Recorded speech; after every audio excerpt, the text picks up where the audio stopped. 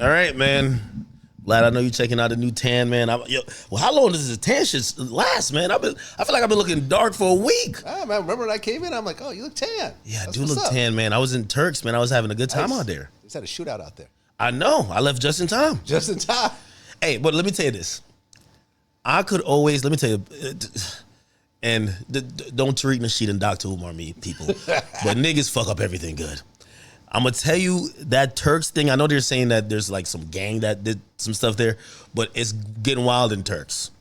And I only been there one time, but what's happening is that all the rich people are going down there, and I was down there. I didn't see one police. It's generally a peaceful place, right? But they're bringing a lot of niggatry down there. Well, this is the first mass shooting that's ever happened in the country. Yeah, in the country, in the history of the country. But it's bound to happen, though. I'm gonna tell you why. And again, whether it was something in the country related or people, like I ran into a podcaster that supposedly didn't like me down there. Yo, when you go to Turks, it's 40,000 people in Turks. We're in Jersey City. There's 300,000 people. Yeah. You get what I'm saying? 40,000 people in the whole island. I saw the same people every night. It's impossible. Yeah, it's a small island, yeah. There's one club popping a night. Everybody's there. It's not like, it's not New York City. Yeah, you can't duck anybody. Exactly. So also people flying in on private jets, you don't know what they're bringing. Yeah. Like they're bringing in anything. Right. No one's getting checked. Right. Yo, we land, by the way, it's an amazing thing about flying private. It's like, go ahead. We're like. Oh, you flew private? Yeah. How much that cost you? It's a pretty penny. I'll tell you. Tell me later. I've never flown private. Yeah, no. I brought a little group out there, because after the whole Diddy trial, I was just like, yo, I need to take a vacation. It was really for my birthday, but my birthday was during the trial, May 17th. And I basically went in July, and I went for a week. I think we brought like 10 people. Okay. I brought security too, and shit. I ain't gonna lie. Paul Pierce brought a bunch of people down there too. Me and him, we ran into Paul Pierce like 3 times. So again, no, it was a good time, but I could understand how things kind of get left like real quick. But I love Turks. It's like the Hamptons of the Caribbean right now. Okay. The prices are disgustingly high. Yeah, I've never been. Yo, like a bottle. I've been to Jamaica, I've been to Bahamas, I've been to Puerto Rico, but never Turks. Hey, okay, I'll give you, for example, the villa we stayed in, I think cost like $40,000 for 7 days. Damn. The equivalent villa for 7 days in Puerto Rico is $11,000. This just shows they're taxing. Drake and Rod Wave, they have made this place like the destination for like the richest people. It's like the Miami of. So anyway, it was a good time. What's up? Pray for the people down there. What you been up to though? Hey man, just keep pushing the envelope. Keep pissing people off.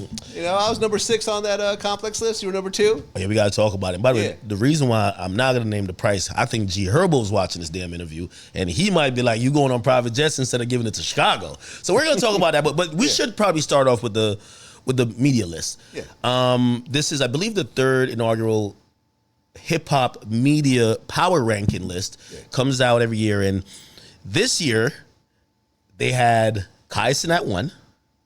They had me number 2. Joe Budden was 3. I can't remember who was 4. Maybe it was Black Boy Max was somewhere. Yeah, Black Boy Max was 4. 4 or 5. Yeah, and I don't know who was 5. No, Charlamagne was 5, and you were 6, right? DJ Vlad was 6. What'd you think about the whole list? Your ranking, but the overall list. I mean, I was going through it thinking I was going to get ranked this year because I feel like I was a little hotter last year. I feel like this year, because that's when the Keefe D thing happened and everything else like that. So I was surprised to be on there. They put me on number 6 again. I said, okay, great. I'll take that. I like the picture they used of me. It was the red carpet picture, from the Hollywood Unlocked Awards. I thought that was dope. I thought Rory and Mile being high, they're like 8 or something. I thought that was weird because I've never heard of anything that they've done that have really gone anywhere aside from them hating on people every so often. There's some people on there kind of scratch my head a little bit. They didn't put Adam on there at all. What, at all? At all. That's crazy. Yo, he was 22 like That's 2 crazy. Years. For 4 extra by himself. Yeah. Like the fact that he put this dude on and this dude blew his hand off. He should be on there. Trap Lord. He hit me. 4 extra hit me. Oh, really? To do the first interview. Really? Wanted $50,000. I said, bro, you're bugging. I said, no one on earth will pay you that. I said, you might have to go to streamers or like a. Yo, everyone's like throwing around Monopoly money now. I know, but no one's really paying it. They're throwing up these crazy But Vlad, numbers. I keep saying you fucked up the market. I fucked up the market. You Well, I was fucked the up first the person market. to pay. Well, people are looking at your most successful interviews, Yeah. right? So people are looking at you and Boosie. Yeah. And I think Boosie even said, like, yo, I make like $500,000 just off doing Vlad interviews. It's probably a roundabout number, but I make, Not exactly. but still, if it's Not exactly. Boosie does get well paid. close but to mid six figures, which I think when people hear that, depends on the number of interviews. okay, You know, I know there's definitely not getting factors. that for one interview. Clearly But not. he gets paid fairly. Like ultimately, it becomes profitable for everybody. But everybody think they're him. That's the problem. But everyone's not him, right? No, you're right. Right? So wait. So here's the thing. So the 4 extra guy who used to work at No Jumper, Yeah. he blows his hand off, Yeah. right? 4th of July. Or he blows 2 of his fingers. We're not quite sure. Okay. I was confused about his strategy because I know there's some artists, and that's the reason why I don't even. And you tell me what your business model is now. I don't reach out for interviews as much anymore. Everybody who I'm reaching out to an interview for, like when I reach out, they start inquiring if I pay, and I'm like, no, I'm not. I don't do that. You've never paid. I have. I gave Charleston White. I think I gave Charleston White like $3,000.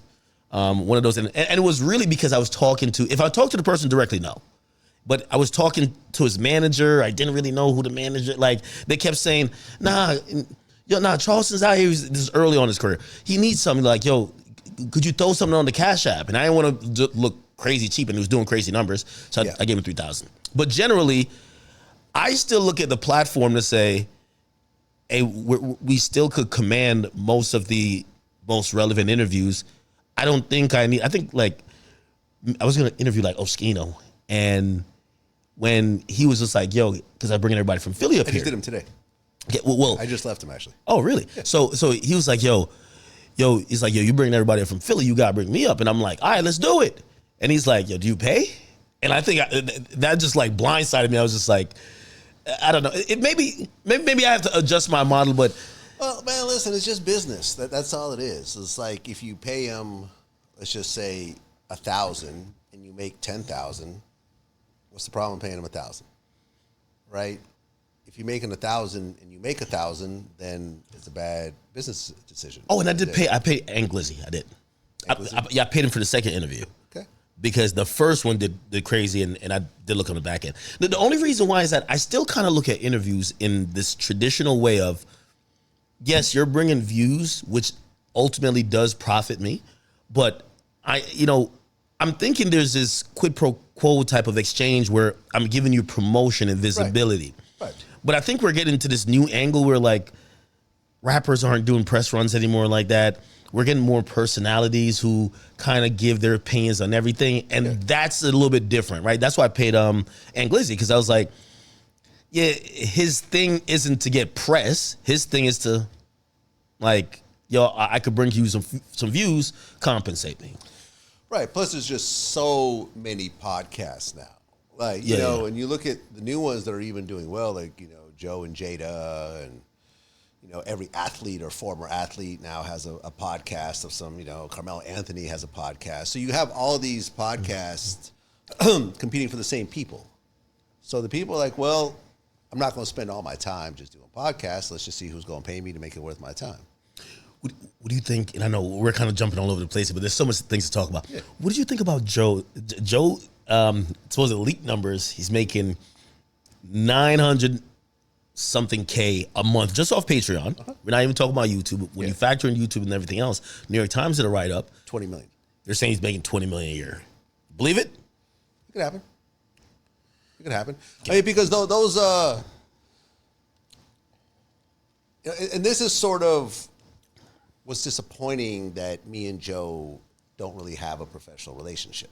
Although we did run into each other and we shook hands, and there's no more animosity between us. At least I feel that way. And I think he addressed the meeting. I don't know if you saw him like on that clip.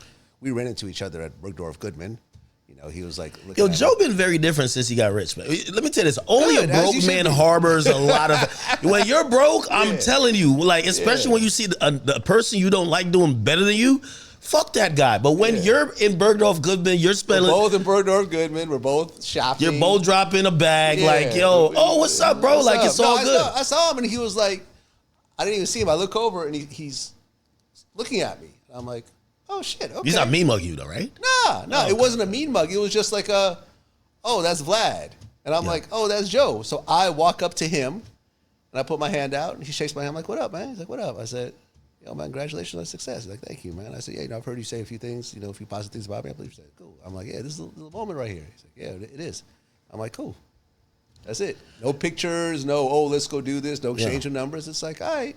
We ran into each other with no animosity, which is the first time this happened in like 15 years. Not that we run into each other otherwise, but there was a moment that he like passed by me. I didn't say nothing, outside the strip club or whatever. And there's been like kind of like a little bit of tension there's been tension. When I used to go down to Complex, I used to bring security with me. Yeah. You know what I mean? I used to bring one of my guys with me. I'm like, yo, listen, this. I remember I tried to mediate at one point, and he just wasn't.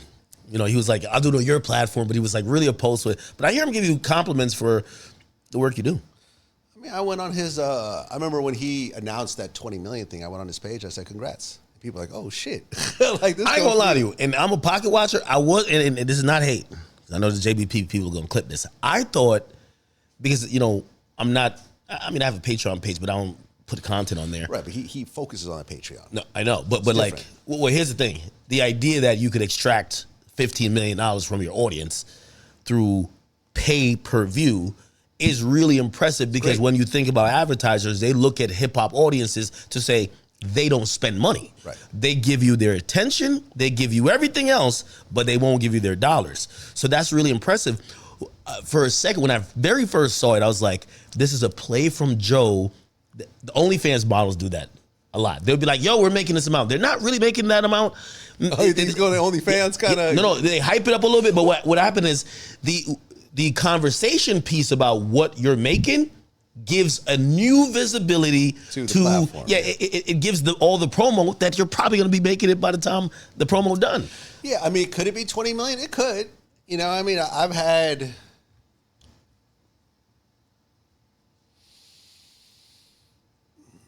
I've never made 20 million, but So the math came down to 77,000 people. I think they pay between 10 to maybe 100, and with maybe 15 or 25 being the thing. It could happen. Listen, I have run around 10,000 Vlad TV paid members. Oh, really? But they're but it's YouTube gives a worse cut because YouTube they take if I get $5, I get to keep $3.50. If he gets $5, I think he probably gets to keep maybe $4.50. He has to deal with Patreon too. Yeah, that probably is that that part as well. So there's better cuts. So I get a better cut. For example, on Spotify, I have a paid membership also. Not a huge amount of members, but I get a way bigger cut. I get almost 100%.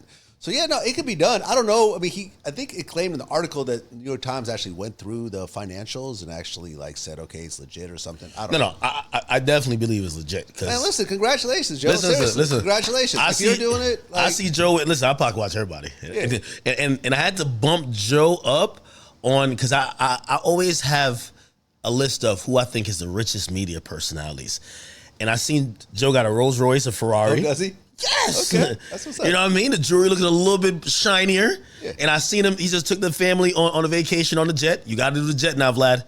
Vlad, we waiting on you to do the jet. We'll see. You got to just bring a bunch of people. It'll make it make sense. It's just, we'll see. You just think about if 10 people first class, maybe it was going to be 20. Yeah, I know. You got to have a lot to justify the jet. Yeah, 100%. You and your girl on the jet is that's crazy. Insane. Yeah, that's some young thug shit. But no. So I think that's great. But I'm happy for him, man. I'm happy. I feel like he's one of us. In the same sort of fishbowl. And I think that he really went hard on the on the membership side and the paywall side. I think he's done well with it. And congrats to him. I feel like I was one of the first ones to really push the membership on the YouTube side. I think a lot of people have followed on that and done well with it. So, yeah, man, good for him.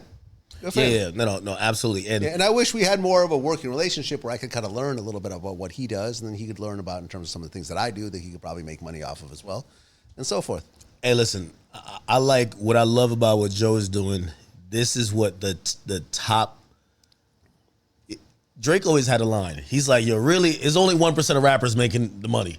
And everybody else is just getting the scraps. And really, that's the same with creators. Yeah. You know what I mean? Like, when you know, if you're in that top 5 or top 10 of that media list, I would hope you're successful enough where, you know, you could, you know, again, you don't have to do all the things that I do or Joe does, or see, you got a fucking $250,000 on your wrist, you know what I mean?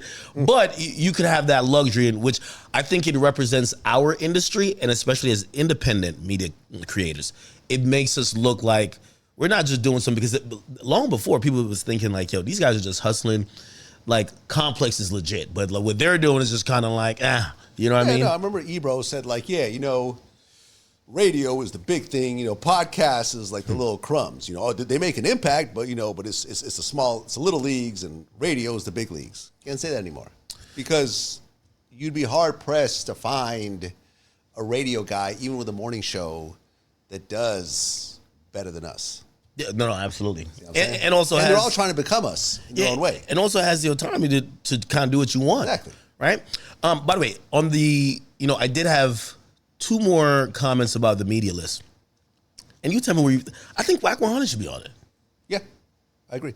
Whack 100 was not on it. And I'm looking at him like, I'm going to be honest with you. I'm thinking maybe Whack is not on it because outside of Clubhouse, He doesn't he's show always Adam. attached on other people's platforms. He does Adam or he does Vlad, but he doesn't have his own platform by himself. And when you look at everyone else on that media list, they have their own platform. I think that's the only thing that hurts him in not being on that list. Not that it hurts him, but that's just what he's decided to position himself, because he's regular on my show all the time. Me and Whack actually have a good relationship now after having 10 years of beef. Like, you know, but that's the thing. It's like saying, like, Flacco's not on the list. Like, you know what I mean? But Flacco's on No Jumper. Yeah. So it's like you have to, everyone on there has their own platform. Yeah, Pretty much. I think they tried to do a good balanced effort. I was just gracious to be number 2, because I thought they were going to put me like closer to 5. Really? But you never know. You never know. Like, because I trashed the list last year.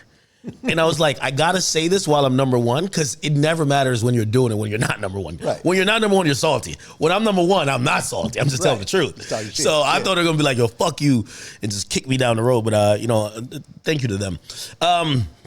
In other news, G Herbo wants you to sell the Richard Millie and donate some money to Chicago, because according to him, our platforms, and we built our platforms off of Chicago.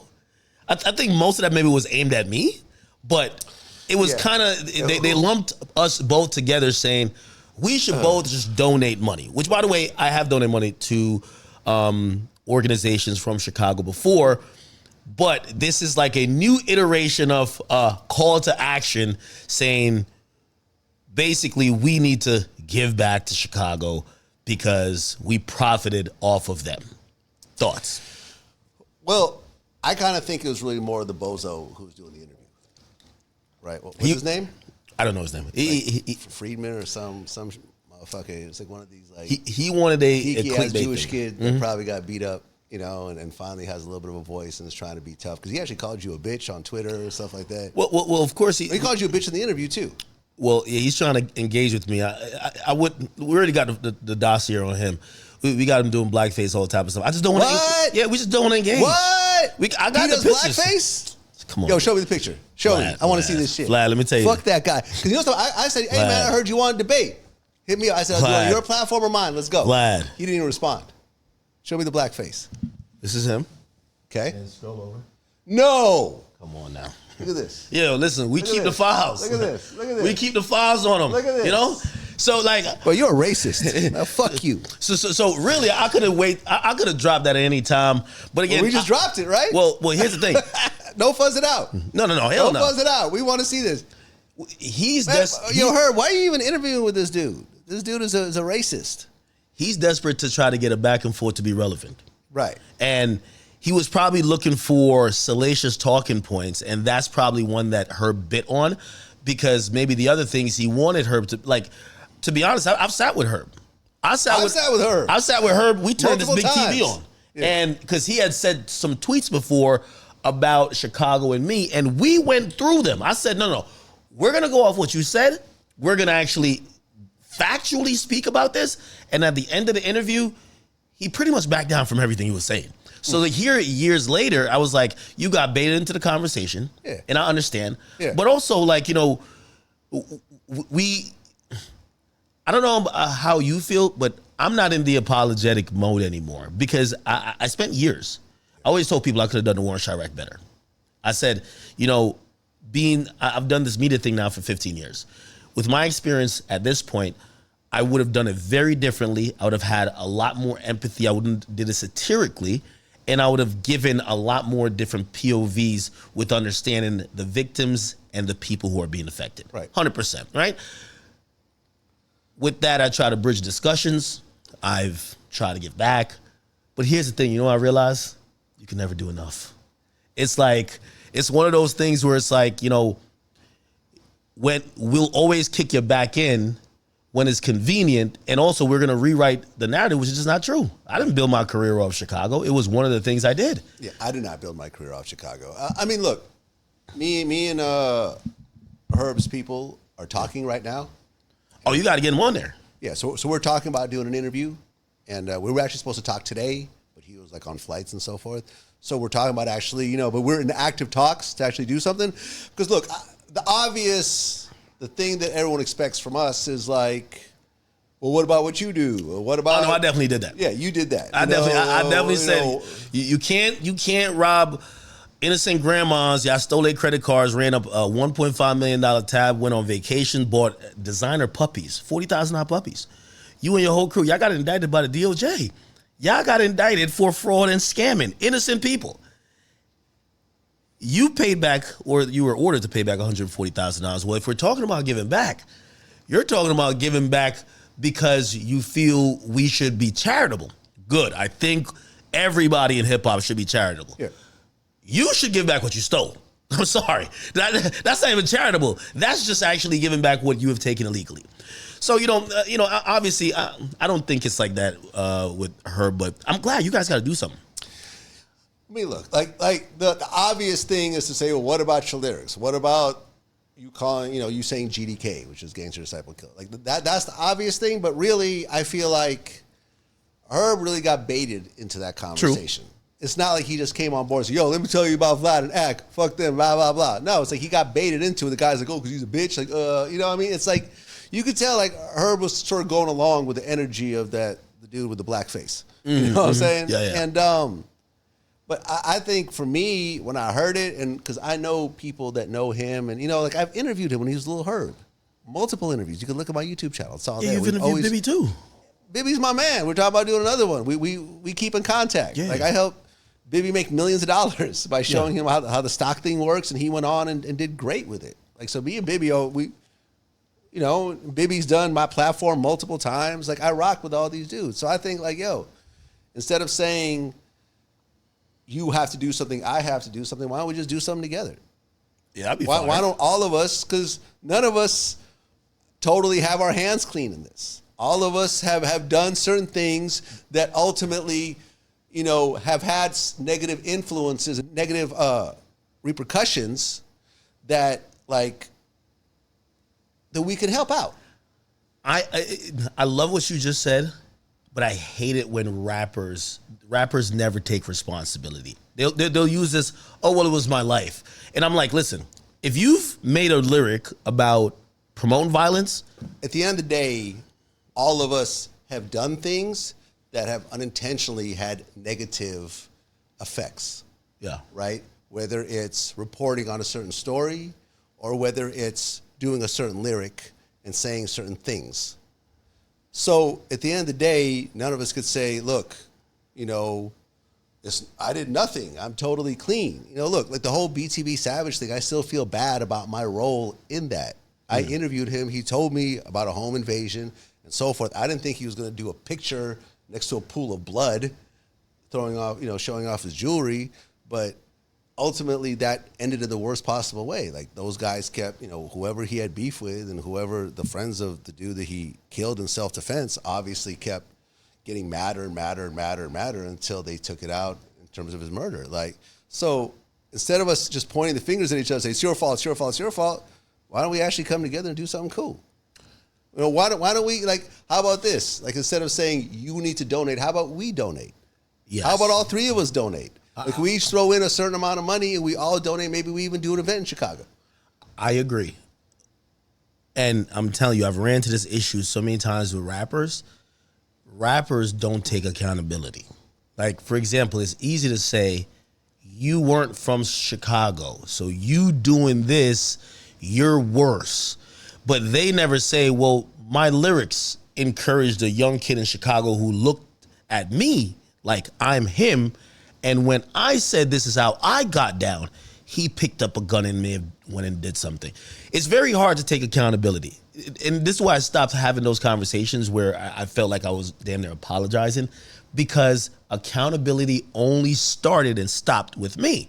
I was always down to say, hey, listen, I like, if I could do the War in Chirac again, I would do it better. I wouldn't do this. I wouldn't do that. You probably wouldn't call it that. Yeah, right. Never have I ever heard a rapper saying, yeah, I wouldn't clown him for dying. I wouldn't make this song. I wouldn't, because again, for them, they use the scapegoat of, well, I grew up in that environment. That's my life. But oftentimes these are millionaires that have left Chicago. Yeah. Like Lil Durk was living in Atlanta. Right. He's living in Atlanta. Yeah, Herbo lives in L.A. Lil Durk was living in Atlanta, making songs about the death of someone who died downtown Chicago. Yeah. FBG Duck. Again, I love Lil Durk too. And the thing is, like, Duck was still living in Chicago though, which is something I tried to change during my interviews. And that's the thing where you have that blackface dude, you know, who's sitting there trying to poke the bear, who you could tell doesn't really know who I am. You know, he may have seen a clip or two. It's like, if you look at my interviews, you really haven't, you know, heard me say, hey, you got beef with this dude. You want to talk some more shit about him? Let's escalate it. Really, it's like, you can look at like Fulio and Young and Ace, my interviews. But all the interviews are like, can y'all work it out? I know both of y'all. Like, can y'all do something? Can you, one of you guys move away maybe and just get out of this environment? Can you do this?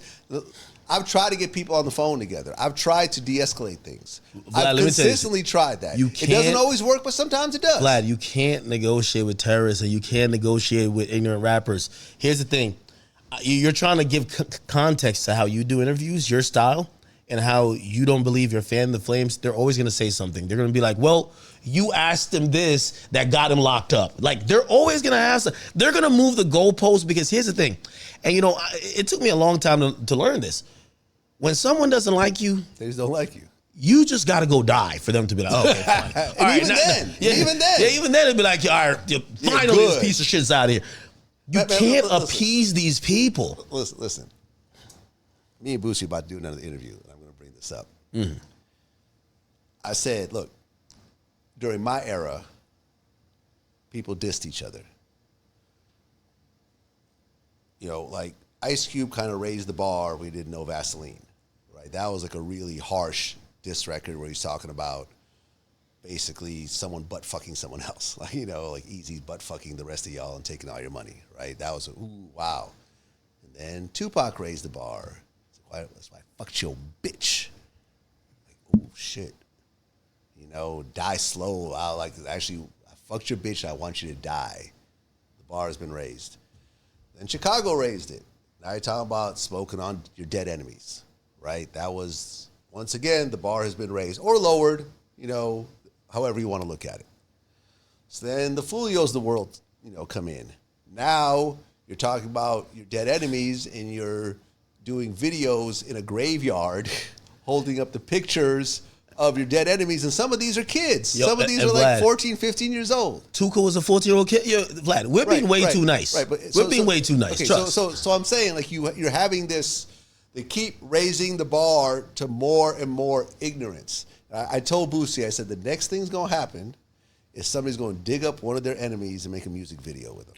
And you know what happened recently? Someone blew up someone's grave. Someone blew up a grave. And everyone was, my DMs were flooded. Yo, you predicted this, Vlad. Yo, the Boosie interview, you predicted this. And I'm not surprised. Someone actually blew up, put dynamite in someone's grave and blew up the damn casket underground. Like, It's insane. They try to vandalize Pop Smoke's gravesite multiple times. Yeah. I'll say this, and this is what I'm saying. Like sometimes we're trying to have these logical conversations with people who they're illogical. Yeah. Like for example, so this conversation was also piggybacked by another conversation by someone else, another guy from Chicago. His name is Prince Dre. He said Akademiks is actually he's responsible for a couple of these guys dying. To me, that's just so non-worthy of a actual educated, empathy-filled discussion, because here's the thing. His best friend was King Von. This is King Von's best friend. Yeah. The guy who's accused of killing 7 people is telling me the serial killer, the guy who never shot nobody, that I'm responsible for murders. Now, one time would he say, hey, listen, yeah, King Von was accused of killing K.I. and he taunted her after death. He did an interview with me about FBG Duck, who, by the way, he would have been indicted for as for a murder for hire. And he taunted and laughed while I brought it up. These are things that's when I realized I'm like, I can't have a real conversation with you because you're looking at me worse than the guy who's your best friend that killed the people. So at that point, what are we talking about? Yeah, I mean, I interviewed, was it O Block Louie? Who got shot along with King Von. And he passed away, didn't he? Passed away. I mean, he didn't get killed, but he passed away, I guess, probably from the brain injuries or maybe drugs. I'm not quite sure. I interviewed Lil Tim. And I'm sure, I remember my man was like, yo, man, let's go to Chicago, come out there. I'll take you to O Block. I'm like, you're not taking me to O Block? You crazy? I interviewed Lil Tim. And Quando Rondo. Hey, I'm not going to O Block. I might get hit by a sniper. Like, I'm cool. I just wish there was a little bit more shared responsibility. Again, there's out of very fucked up situations come these amazing stories of rappers who made it. It's basically the flower that rose beyond the concrete, right? And even though sometimes their reality or what they're rapping about might not be the most positive and it might be negative or even promoting violence, we usually want to see the turn and the maturity at some point where they're helping their community and helping other people like them show a different way, right? Picked up a mic instead of a gun, right? And every rapper who's ever made gangster rap should always understand that at one point you were the problem. You were the problem. Well, you were the biggest problem. If they actually were legitimately a gangster before. No, if for example, let's say Meek Mill, if you rapped and promoted that this is how a young black teen should operate. You should be selling drugs, doing this, don't do that. Because that's what, when somebody's, always, again, and this might be a stretch, so I want to, give a disclaimer. I don't think Tay-K was directly influenced by drill music. Yeah, I interviewed the girl. Did Chief Keef kill anyone? We don't know. But did Tay-K think that murder was something that you could just do and just move on with life, and he subsequently killed 2 people, and then he's now locked up? Possibly 3. Yeah, and he's doing 55 years. So that's the point. It doesn't matter if you were 55 plus the 35. Exactly. I don't think they're running concurrently. Yeah, they cooked him. And again, it's a wrap. And I interviewed the girl in the middle of all that, and I got another interview coming out around with one of the people involved in that. Really? Yeah. The girl told on him, right? Well, she did. She cooperated. She cooperated, but they essentially had the whole story. Anyways, one of the victims survived. Well, you have to realize. So it's like at this point, it's a little fuzzy because she actually ended up getting convicted and then got appealed. Cases like that collapse on each other, right? So it's like, hey, whether it's like the Gunna thing, right? Now, Gunna is a little bit different because not everyone took a plea. But if they charge 6 people with a crime, you were the driver, that guy got the gun, that guy over there, he knew the person in the house, he got access, and there was a murder that got committed, and everybody basically plea out. They don't need everybody to testify. It's just basically like a jury's gonna say, if everybody's admitting some guilt, how the hell, unless you just have some crazy exculpatory evidence, like, no, I could have done it that day because I was fucking my bitch over there on the west side, and I was nowhere close. You're gonna be guilty. So again, I really felt like the people he was with, they knew that, like, listen, we want to have a shot to come out of jail. I think he was looking at it like 20 years, 30 years, looks pretty steep. TK? Yeah, I think he was looking at it like that. It looks pretty steep. I'm a rapper, and I've seen rappers beat murder cases. We have seen rappers beat murder cases, right? And which rappers have beat murder cases? Well, Gucci. I mean, didn't Snoop have one? Well, okay, so Gucci Mane, that was a home invasion. That makes perfect sense. Yeah. Right, who else? Didn't Snoop have one? Self-defense. Well, again, that's why you would beat it. You're not going to legit beat a murder case. But, hold on, but even then, if you don't have enough evidence. But I'm saying, like, okay, so. But even then, Gucci Mane, home invasion. The Snoop situation, I interviewed the bodyguard. Like, I know these stories intimately. There was a guy that approached them that was threatening him or whatever else, had a gun on him, whatever else. They pulled out first, they killed him. It was a hostile situation where someone else was approaching them. Okay. Right? A robbery like TK did 2 times, you're not beating that. King Von beat murders. Is this true? Whether you want to say it took it to the jury, but the reason why King Von's career was allowed to happen is that there wasn't people cooperating. And a lot of the witnesses died.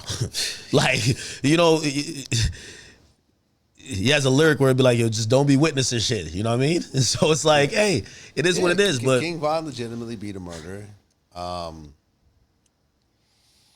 See, you can't say, so for example, Hurricane Chris, once again, self-defense. No, I agree. See, people like, ain't really you beating can't look murder. at the self-defense ones and say he beat a murder. It was self-defense. But I would have done the same thing. If you put me in that position, I would have done exactly what these guys have done. But when you hear they talk about it, they're going to act like it's a body. Like, Nah. Well, Gucci. Yeah, they're gonna claim it like, yo, Gucci that's a body, you know? But Hurricane Chris. Well, Hurricane Chris is a different part of his life. If he was popular as a rapper, he's, yo, you heard what's the name said? Murder was the case that they gave me. It was like, oh shit, all right. Yeah, but he was doing that while he was still fighting the murder, which is a little crazy. Yes. A little crazy. But I think he beat the murder afterwards. But the point what I was trying to say is that you don't necessarily have to be doing some of these acts that you're talking about to be influencing the kids in a certain way. Let's think about Future. Juice WRLD literally died off of overdose, and he literally said, yo, Future is the one who got me on drugs. Future came out later and says, I don't do half the drugs like I be saying I do it. Too late. Too late. I do the other half, though. Yeah, he did.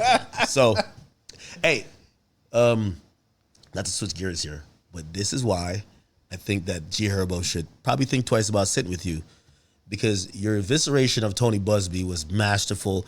And I'm going to be honest with you. Thank you. Piers Morgan had asked me to come on. I don't know if we've been in the same episode, but he's been wanting me to talk about his Diddy stuff. I couldn't do it for whatever reason. Yeah. And when I saw you on like the next day and I seen Tony Busby, I was like, all right, let me see how Vlad fares here. By the way, you've done good all the time on there, because you did good with the, I think it was Ariel. It was a lawyer. Jaguar Wright. It was Jaguar Wright. Yeah, and then I didn't talk to Ariel. Okay. Yeah. And I think you handled that really well. How did that come about?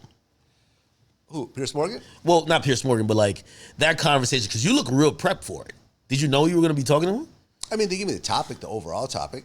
Yeah. But I didn't know. They said that Jaguar Wright's going to be on there, and I just sort of rolled my eyes. Was like, if you put me on with someone who is ridiculous, then I'm going to address the ridiculousness. I'm not just going to go along with the conspiracy theory of it all. If you know, I'm not a conspiracy theorist. Like, I'm a realist. Yeah. You know, and that's why people get mad at me sometimes, right? Because no, you got to go with our conspiracies. No, I'm not going to go with that. So with Jaguar Wright, I said that she's ridiculous, which she is. She tried to get Tony Busby to represent her.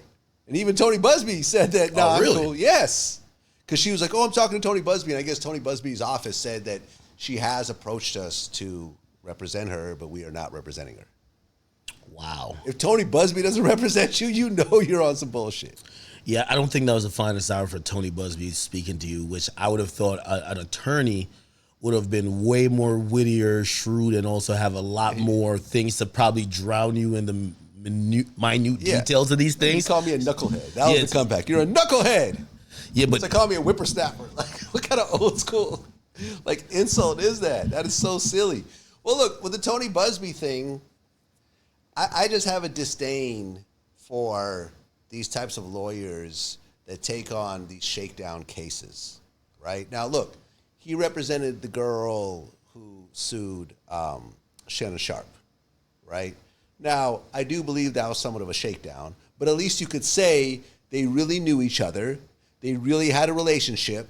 There was some volatility in the relationship.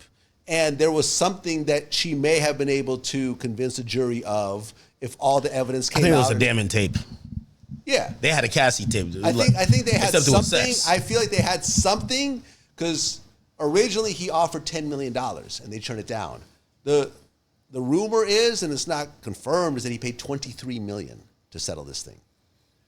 That, if you have nothing on someone, take that shit to motherfucking trial. But in this case, I feel like they had something. So I'm not mad at Tony Busby representing that girl against Shannon because I think there was something there and there was a chance that they could have won and so forth. But when you have 100 victims who all claim they were drugged and raped by Diddy, I'm not believing it, especially when none of their cases was being used in the Fed case, in the Fed trial. Yeah. None. Zero zip. And he even said, yes, they talked to a couple people and decided not to use them.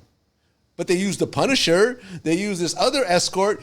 Punisher wasn't trafficked. He was doing everything in state, in New York. And when I said, how many cases have you won against Diddy and Jay-Z? I just settled a $650 million case. I said, well, that has nothing to do with what we're talking about. Because here's the thing about Tony. I know people who know Tony, right? The thing about Tony is that he's a personal injury lawyer. That's how he made all of his money. He's great at what he does. I would never bash Tony and say that he's a sucker, he doesn't know what he's doing, whatever else. But he made his money through personal injury. So when he said, we just settled a $600 million case, he's probably talking about a personal injury case. Yeah. Right? And that's cool. Do your thing. But once you start entering into this category, into this world, which is where I live, then you're going to have to deal with people like me getting at you.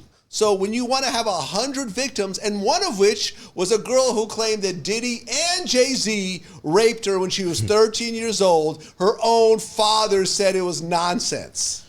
I think I remember it, but I don't. Her own father said there was no possible way this could have happened. It was a 3-hour drive from our house to New York City. I would have remembered driving 3 hours this way, 3 hours back, 3 hours this way, 3 hours back. That's a 12-hour drive. You would kind of remember that. And a 13-year-old at a party, none of it made sense. There was zero proof, and yet he had the nerve to try to make this public and try to get Jay-Z to settle. That is foul. This is the type of thing I hate when it comes to law, to lawyers and how they conduct their business. And hopefully me giving him, the work on Pierce Morgan will make him think twice about the type of clients that he takes on. It's cool that you take on the Shannon Sharp accuser. It's cool that you take on people that actually know the person. But I will bet you the majority, if not damn near all of his clients, probably never even met Diddy.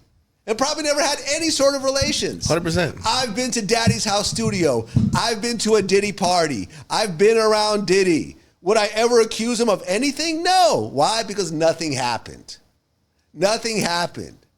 Well, here's the thing. And we realize most of them lawsuits are bullshit because by the time they were filed before the criminal trial. So we found out the anatomy of what essentially the freak off is, which wasn't 20 people having sex in a room and drugs just being passed around. Right. It was literally Diddy being a cuckold. Exactly. With his girl. The whole thing. So you mean to tell me that the feds, with the resources, look at an actual piece of federal paperwork. It says the United States of America versus you. They have all the resources on earth. They could scare anyone into actually taking the stand. You think Punisher and all these other people want to take the stand? Hell no. But they were saying, no, you got to take the stand. If you lie, we're going to get you on perjury and blah, blah, blah. They pressure whoever. So I'm just saying you have all these resources to do all that. And we saw the best that the feds could do. And not a single person was drugged. Not a single person was raped. They couldn't prove it. And yet you have 100 victims that claim what the feds couldn't prove in a high-profile trial, which got the main prosecutor fired? I interviewed, which I have, to this day, I have zero idea why this guy agreed to this interview.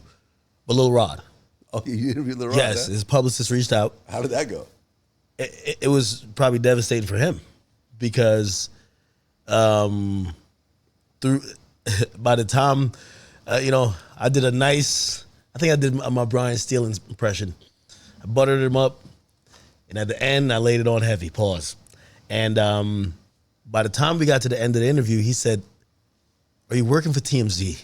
And he was accusing me of colluding with Harvey Levin because he felt I was asking these questions that was exposing his hypocrisy. Because basically I started out by saying, okay, all right, I completely understand the case. His publicist sent over the info, and I knew it as well. The reason why a publicist? Yes. The reason why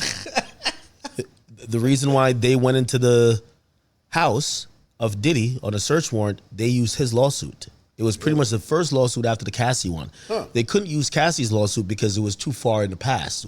For a search warrant, they need statute of limitations. Well, not for statute of limitations. It's if they're going to raid your studio, they're not going to go off the information of someone who'd been there 10 years ago, right? They want. Yeah. He had claimed he was there the year before. Yeah. So he described Two Star Island, and they said, okay, cool. So where is the tapes? Where did you see this happening? And they use that as they use that in their probable cause affidavit to get a judge to sign off on it. A lawsuit for a probable cause. That's crazy. And that's insane. Well, that's abuse of power, man. Well, they brought him in and they had him swear to it. So they get the search warrant. They go, they grab whatever, all the baby oils, whatever. They never used him in the trial. He showed up 2 days to the trial. They never used him. Right. So makes sense. What I asked him, I said, well, okay, I get it that you're taking credit that your lawsuit, your civil lawsuit, resulted in a search warrant that spurred this whole indictment, but I never used it in the actual trial. So I asked him as well about the lawsuit. I said, there's two versions of it. There was a first complaint, then there was a second amended complaint. You made one big change. The big change was that the first lawsuit, you claimed you had pictures and you blacked out their faces of Diddy in a party with underage women. Those women came out on social media to say, that's me. I'm 28. Yeah. All of them were overage, actually way overage at the time. I interviewed Stevie J, who was in that lawsuit. I don't know whether it was the first or second, but there was a picture saying, and Stevie J was having gay sex or made me have gay sex or something. And here's a picture of it, right? He stood 10 toes on that. And I'm like, really? Because I feel like he was just opening himself up to more litigation. There was a gay porn star that said, no, actually, yes, that's me. And this is from one of my gay porn star tapes. And I remember I talked to Stevie J about it. He goes, yeah. It's like, it's not me. Like, I even asked him, I said, I know I'm not the best of friends with Meek Mill, but you say a rapper from Philly that dated Nicki Minaj, Diddy told you that he fucked. So are you telling me in this interview that Diddy told you he had sex with Meek Mill?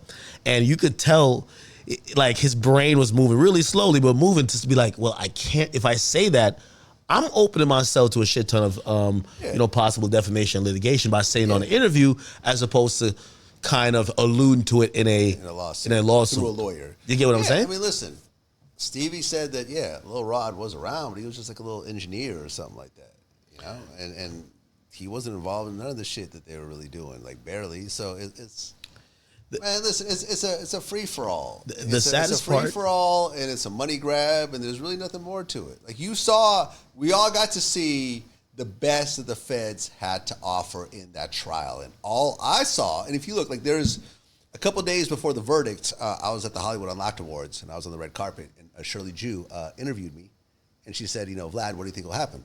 I exactly called it. It's going to beat the RICO. Vlad, I called it in the interview. I told you. I said the sex trafficking and the RICO. He's going to beat the sex trafficking, and he might get hit with the prostitution, and that'll be, I think, a slap on the wrist. She's like, Vlad, what are you? I'm like, just watch. Boom. Exactly what happened. Exactly what happened. We saw the feds pulled out all their big guns. They intimidated every potential witness on that stand to go and say whatever they wanted to say, and so forth and so forth. And all they can get was a prostitution charge. And right now, did he try to get bail again, saying that he's the only man in America locked up for hiring male prostitutes? No, and by the way, the only male in America, the only man in jail right now in the whole country who was locked up for hiring male prostitutes. And I've already interviewed 3 of them. Not a single one said that they were sex trafficked, coerced, made forced to do things that they don't want. I got one guy who's, I guess, suing Cassie that I'm going to talk to later on this week. We got him set up. He's hilarious. He's claiming that, that Cassie gave him an STD and, she tricked him into having sex on her period and so forth. Listen, let me tell you this. That sexual assault. I don't know about that. I mean, I don't know how the laws work. I've had sex with women on their period. I don't think it's that huge of a deal. But. Well, here's the thing. What he's bringing forth to the conversation is going to be very interesting. And this is why I do believe that Cassie was compelled. I don't think Cassie wanted to be in this criminal case. I think they said, we done raided this motherfucker's house, right? We did this off of talking to you. You got to be a part of it because it opens her to too much liability. What Diddy got convicted of, Cassie should be convicted of. Well, again, of course she has immunity, so she won't be. Exactly, but she should be. You're right. But here's the thing. Let's think about what can happen. This guy who's filing the lawsuit, I think all the escorts have a lawsuit against her. Again, no, one does. I don't have. Multiple ones. No, I'm not saying said that they all should. I'm not saying that every male escort should sue Cassie. Every male escort should sue Cassie. I'm going to say it right now. I'm not saying they just have filed the same it. way that she sued everybody. Now that she got the bag, every male escort should sue Cassie. That's what I'm saying. What didn't come up in a trial is so the way it works in like federal court, because she was seen as a victim, there's rule of evidence that couldn't be mentioned. We never heard about STDs. There was STD. The Jonathan Odie guy. She claimed she had like sores in her mouth. But it was never described as an STD. It just said like basically it was too much sight. Never. The reason they can't bring that up in court because she's a victim. They kept citing like I think it's like Rule 406 or whatever of evidence, which means you can't bring evidence of the sexual history or past of a victim. Right? So here's the thing. Jonathan Odie said he got a $5 million settlement. He mentioned Mark Garagos and Ben Masalis as the lawyers, which by the way, Mark Garagos played PR. His daughter, Tenny Garagos, was working for Diddy on his defense team. He said he got $5 million because he contracted something from them. And that's going to give a little bit of credence to this guy if he's saying that he caught an STD as well. Yeah. Right? Again, we're not going to hear about that in the trial. But here's the thing now. If this guy files the lawsuit against Cassie, this is going to have to be a thing. Now, does he have proof that this happened? We don't know. But he's the only person who I see have been, if I'm the escorts, I'm doing exactly what he's doing. Diddy's going to be fighting civil cases for the next 10, 20 years. Who we know got the bag, that is chilling back and got no cases to look forward to, is Cassie. Yep. You could go be like, yo, listen, I know you got the 20 and the 10 over there from Intercontinental. I just need 500,000, okay? You gave me that herpes back in the day, or you gave me that chlamydia. I need some bread. Hey, this is what it is. And I do think they have some claims to make against her. I'm wondering what she's gonna do, because I think shit's gonna roll downhill. Like, the escorts were the victims. I feel you, man. The escorts were the victims. I said that Cassie's the villain in this whole case. I mean, look, like, you could tell when someone is just a miserable fucking person. Just a miserable, you think that's Cassie? Fucking person. And this is how you could tell. When you win, you stop.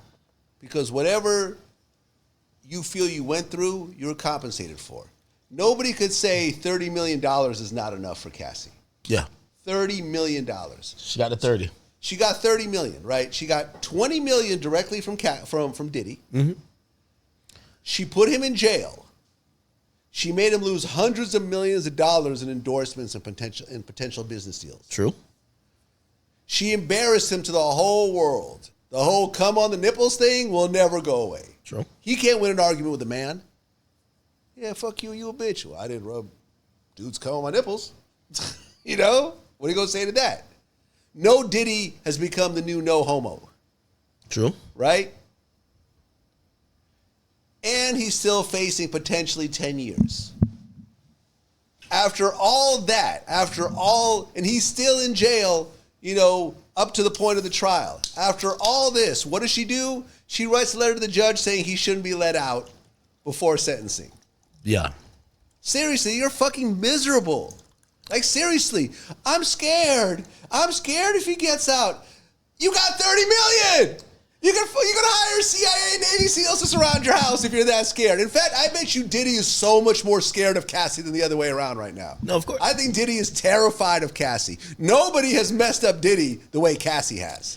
Nobody. Hey, put it like Nobody. this. You know, Suge Knight versus, I bet you, like, you know, if he has a choice to be around Cassie or Suge Knight, I think he'd choose Suge Knight at this point. Well, here's the thing. Because Cassie is a victim of a sexual crime, you know, because it, quote unquote still listed as that, even though it's not sex trafficking, he's going to be barred from talking to her for the rest of his life. So again, if he reaches out or tries to say anything to her, she got a one-way ticket to send him back to jail or get him in trouble. Jail. You know? He's going to leave her alone, obviously.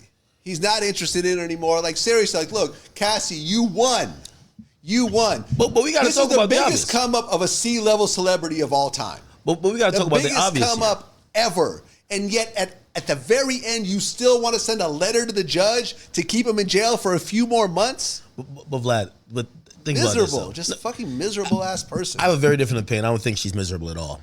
I think this is what happens when you get with a man who is not in the financial bracket of the person you got with before. You got a bum for a husband. Well, this is why women date up. Because when you date the guy, you remember the private jets, you remember the limousines, you remember all this. The Rolex. When I saw her, I run into Cassie before in New York. She'd had the yellow gold presidential. You could tell it's brand new. It's got no cuss on it. You know, she wearing designer.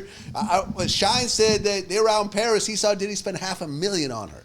Yeah, $500,000 just in like a week. Here's the thing. At the time that Cassie filed the lawsuit, remember Cassie had 2 apartments that she lived in LA when she was with Diddy. She also was at his LA home, would go to 2-Star Island, and basically had access to Diddy's jet when Diddy wanted to give her and her little friends, Lauren London or whatever, go on a trip. Yeah. At the time she filed the lawsuit, she got 2 kids. Yeah. She's married. Yes. And she moves back into the modest Connecticut home with her parents. With her parents, yeah. So she's now like, there's nothing, let me tell you this, when you go from the 20,000 square foot mansion, you got the guest house that's busting, the pool, you got butlers, you got maids, the chef, you just call the phone. Yo, make me this at 2 a.m. because I'm parched, like whatever. And then you got to go home. And then when you and your husband is fucking, y'all got to make sure the kids is sleeping and the floor be creaking.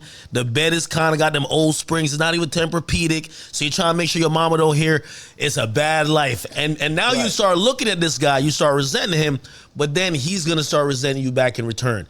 He's going to look at you and be like, yeah, you're right. I'm not Diddy, but you've been ran through and I'm the one who made you a woman. I'm the one who made you a wife. Let me ask you a question. Do you think and I fucked with both of them. Do you think that Cassie has worked one day in her life? One day of work. Well, she called a freak off work. Right. That's what I'm saying. Well, Cassie has been living, like, at the point that her and Diddy broke up, she could have gotten a job. She could have gone into the music industry. She could have started her own company. But women like that, she didn't do shit. At the age of 19.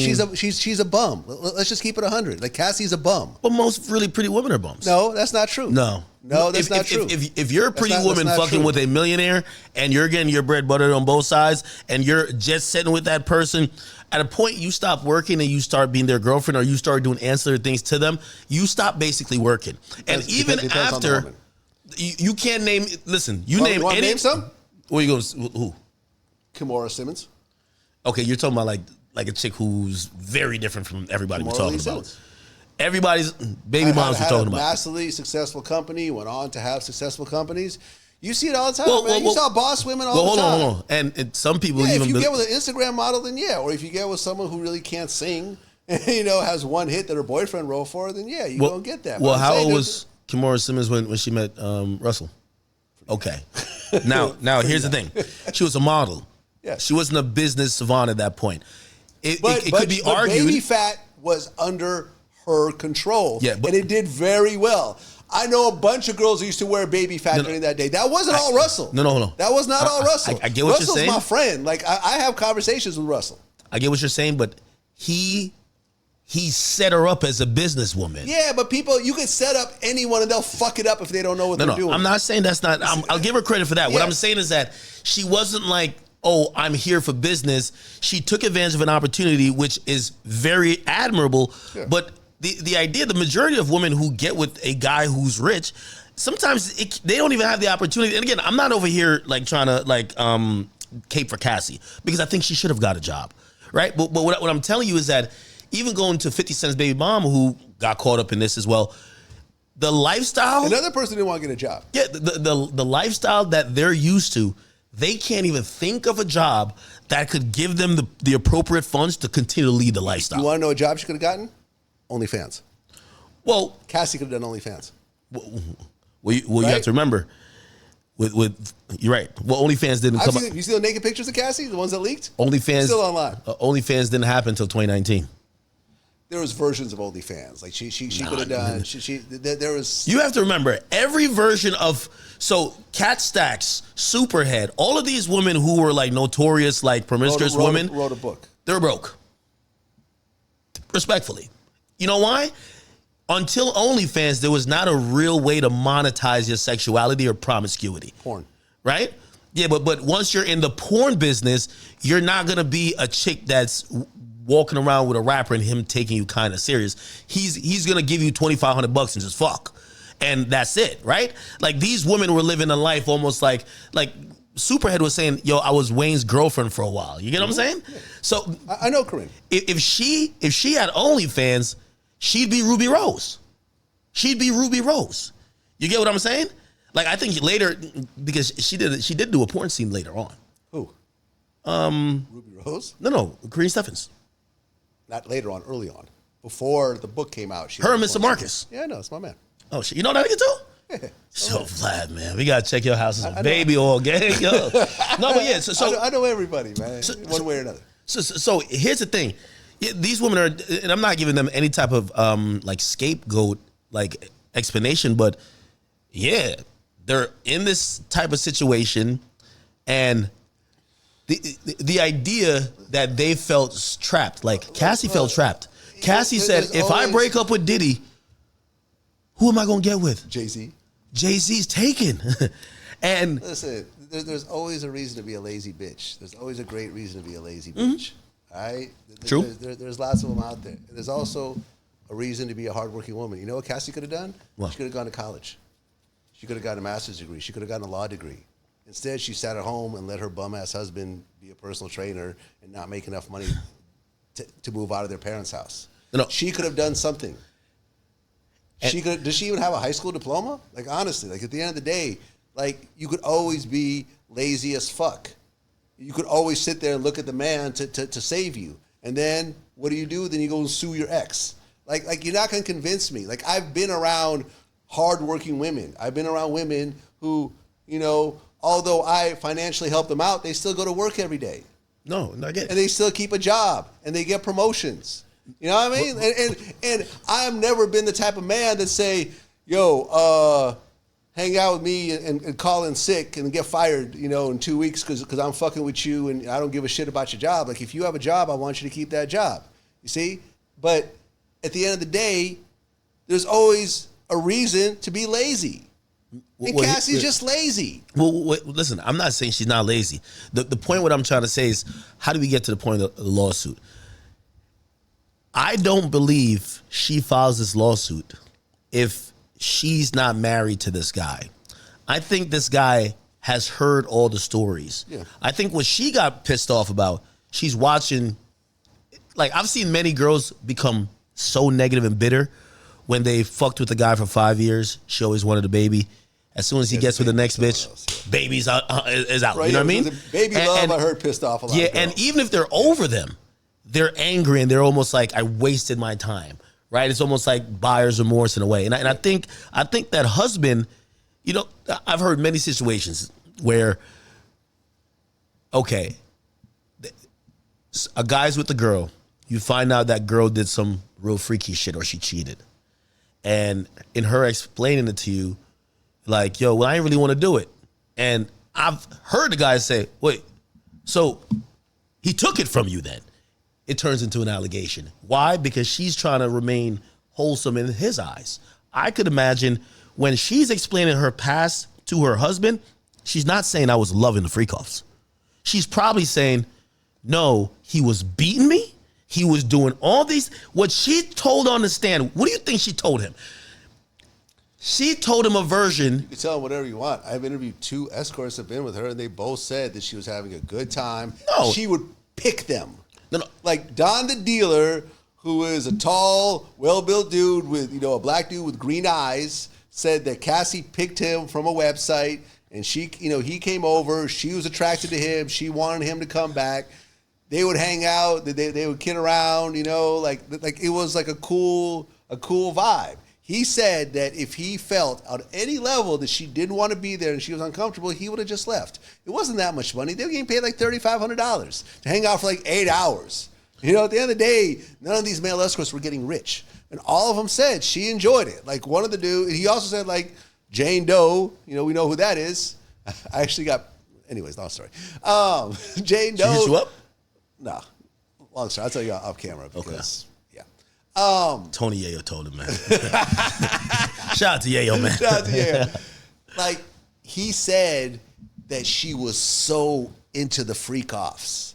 Like, she would, like, clap her hands and be all excited. No, of and then course. when he would come over, she would pick out the underwear. And Diddy, a lot of times, like with Cassie, he said that the Diddy would be sort of the conductor and she would be the conductor when she was around. No, let's do this. Let's do this. No, we're going to do this. Oh, yeah, I want you to wear this. Here's these special underwear I got you and blah, blah. She was so into it. I didn't see, from anyone I talked to, I didn't see any level of force, coercion, nothing. In fact, I think Don said on the 3rd time that he came over for Cassie, Diddy was like, yeah, Cassie ain't feeling too good today. Here, we're just going to pay you. We're just going to do another time. And he never saw them, saw Cassie again with him. He went on to Jane Doe. But it's like, once again, if the stories were true, then it's like, yeah, she's fucked up or whatever. We're going to fuck anyways. No, it wasn't like that. She's not feeling good. We're not going to do it today. Well, here's the thing. We had an alternate juror who did an interview with CNN. They said, hey, we watched the freak off tapes and they were tame in comparison to what we heard they would be. They were expecting a woman that was basically incoherent, completely drugged out, seemingly was either going through the motions or not coherently or cognizantly wanting to do any of these things. And then they watch the joint and be like, oh, this chick is having a good time. Okay, like what the hell are we supposed to surmise from this? It's like, it's not like he's saying, don't stop fucking. Or she's doing these things. Yes, he's giving like some commands and stuff, but she's willingly participating in stuff. Don said that Diddy would be way off in the corner, in the shadows, in the kitchen. Harlem shaking and be like, yeah, get it, King. Yeah, do it to her, King. Yeah, yeah. Then sometimes he would jump in, get some sloppy seconds and hop out. Diddy's a wild boy, man. Like, Diddy's a wild boy. Yeah, like, look, like, it was all, man, listen, I've had threesomes, foursomes. I know how these types of situations get down. Like, no one... Like, people aren't forced to be in these situations. Like, these girls are down, whether, they're down because they love the guy or they love, they're down because there's money involved or whatever else. Like, I never got the impression anyone was forced, and everyone I've talked to has consistently told that same story. But suddenly, I've been forced. I've been coerced. Well, here's the thing. I think this was almost like it was like one of those, it's going to be a reference point ruling where I think if Diddy was found guilty on sex trafficking or even RICO, I think the whole music industry would be currently under investigation. Yeah. Because here's the thing. What we definitely do know is that Diddy is a domestic abuser. 100%. And what they were trying to draw this line between 100%. because never deny that. Never deny that. Because he put his hand on his woman, that mean he was trafficking her and forcing her for sex, and also the cover-up was a racket. And if a jury, and I remember Joe Tacopina, really an amazing attorney. I interviewed him. He said the best place, and actually even Bradford Joe was Cohen. actually supposed to do an interview today, but he's in Germany right now. Oh, okay. So I'm going to do something like maybe in a week or two. And Joe Tacopino and Bradford Cohen said the same thing. They're like, hey, listen.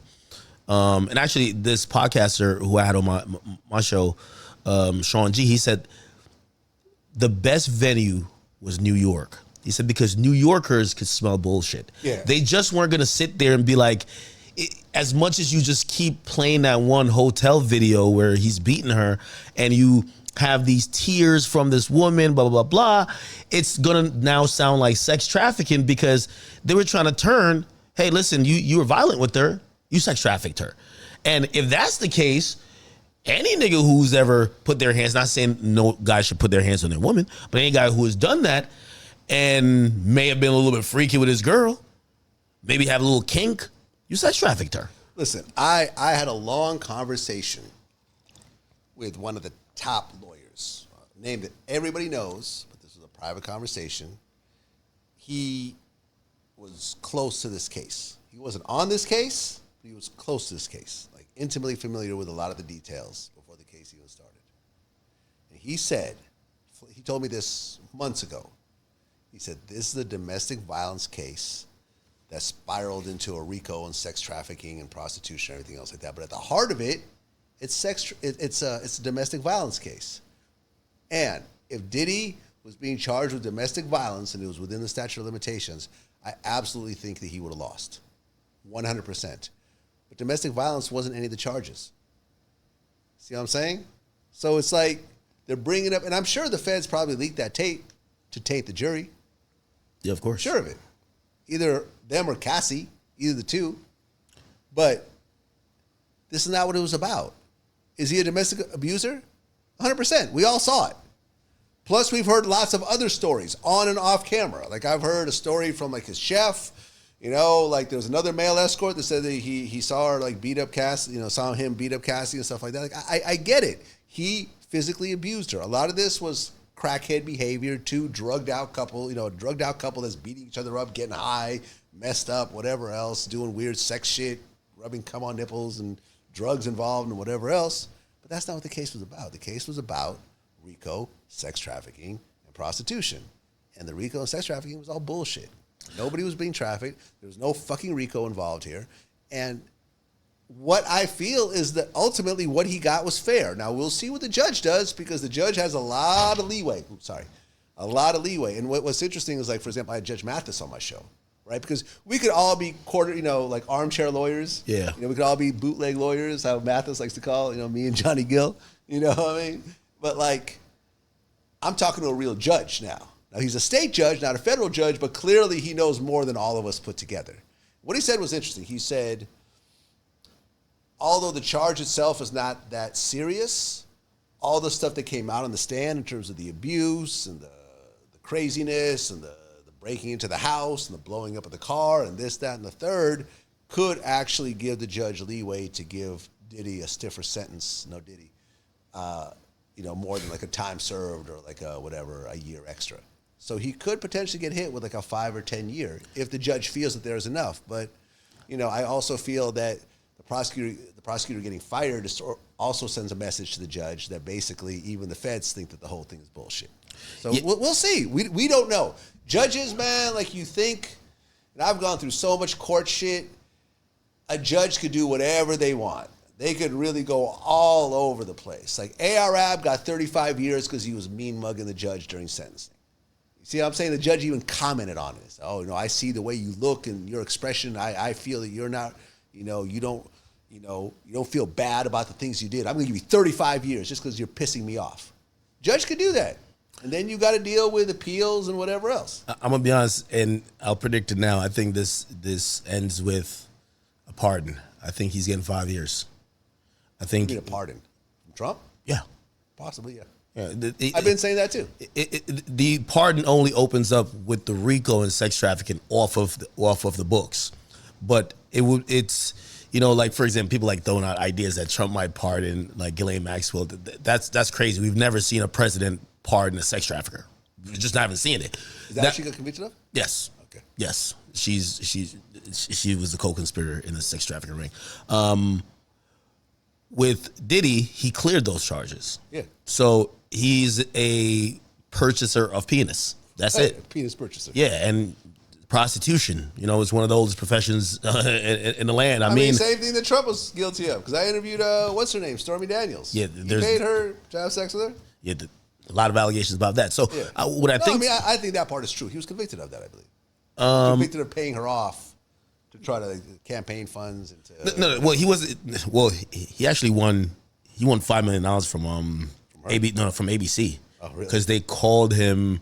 They said that he got convicted of abuse, which is not. He got convicted of lying about campaign finances and using that for because paying a bitch off is not illegal. You know what I mean? Paying her to shut the fuck up is not illegal, but misusing campaign funds, which needs to be accounted for, and you directing that becomes illegal because he didn't disclose it. I remember Mathis, he said something interesting. I think he said it to me off camera. He said it's interesting that the feds are trying to bring a bribery charge against Diddy for buying that tape, the Intercontinental tape, when bribery only applies to elected officials. It's perfectly legal to say, hey, I want to buy this interview off you because I don't like how I came off on it.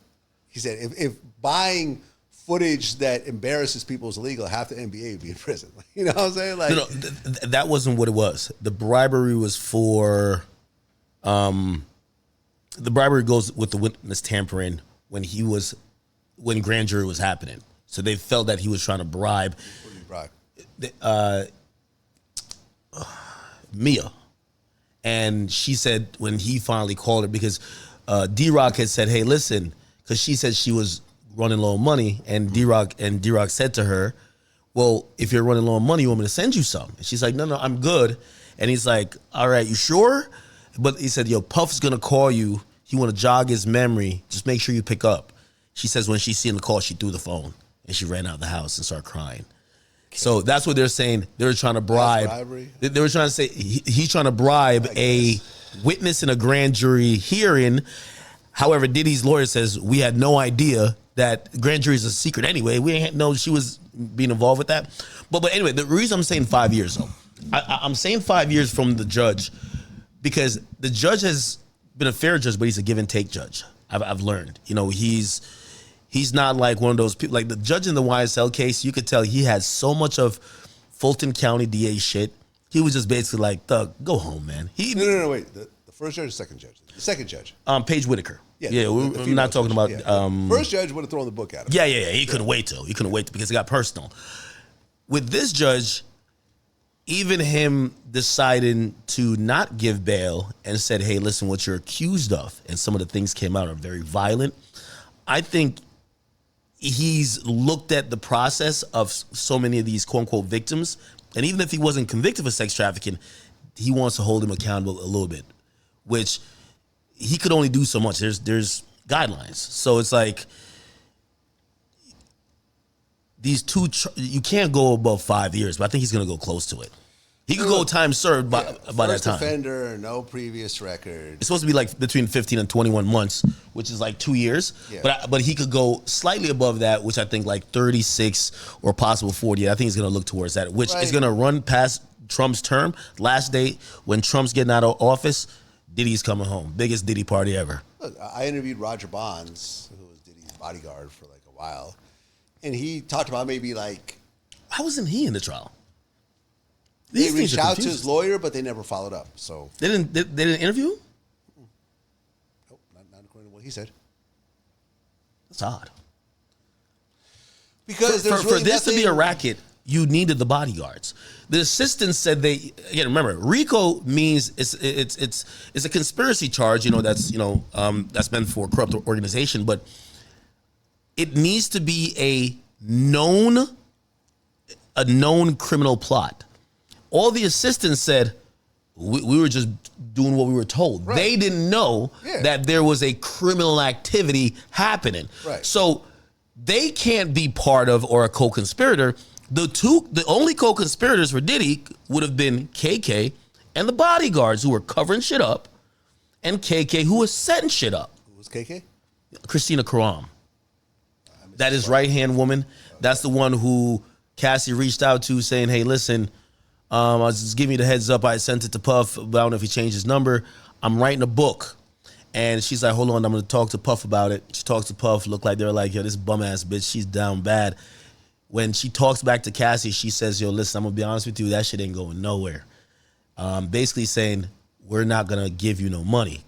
Then comes a demand letter saying we want $30 million. She talks to Cassie again and says, kick rocks. The lawsuit comes, and she's seen with Diddy on 2-Star Island. She's in a robe sitting right next to him. She's been planning everything. She never shows up. We don't know where she's at. She's the Ghislaine Maxwell, if you want to believe that Diddy's on that type of stuff. But clearly it wasn't even proven, right? And here's the thing, right? Why does Cassie have to file a lawsuit? Just write the book. Write the book and put it out. It'd be the first job you ever did in your life, right? Write the book and put it out. Instead, you want to extort him to not put out the book.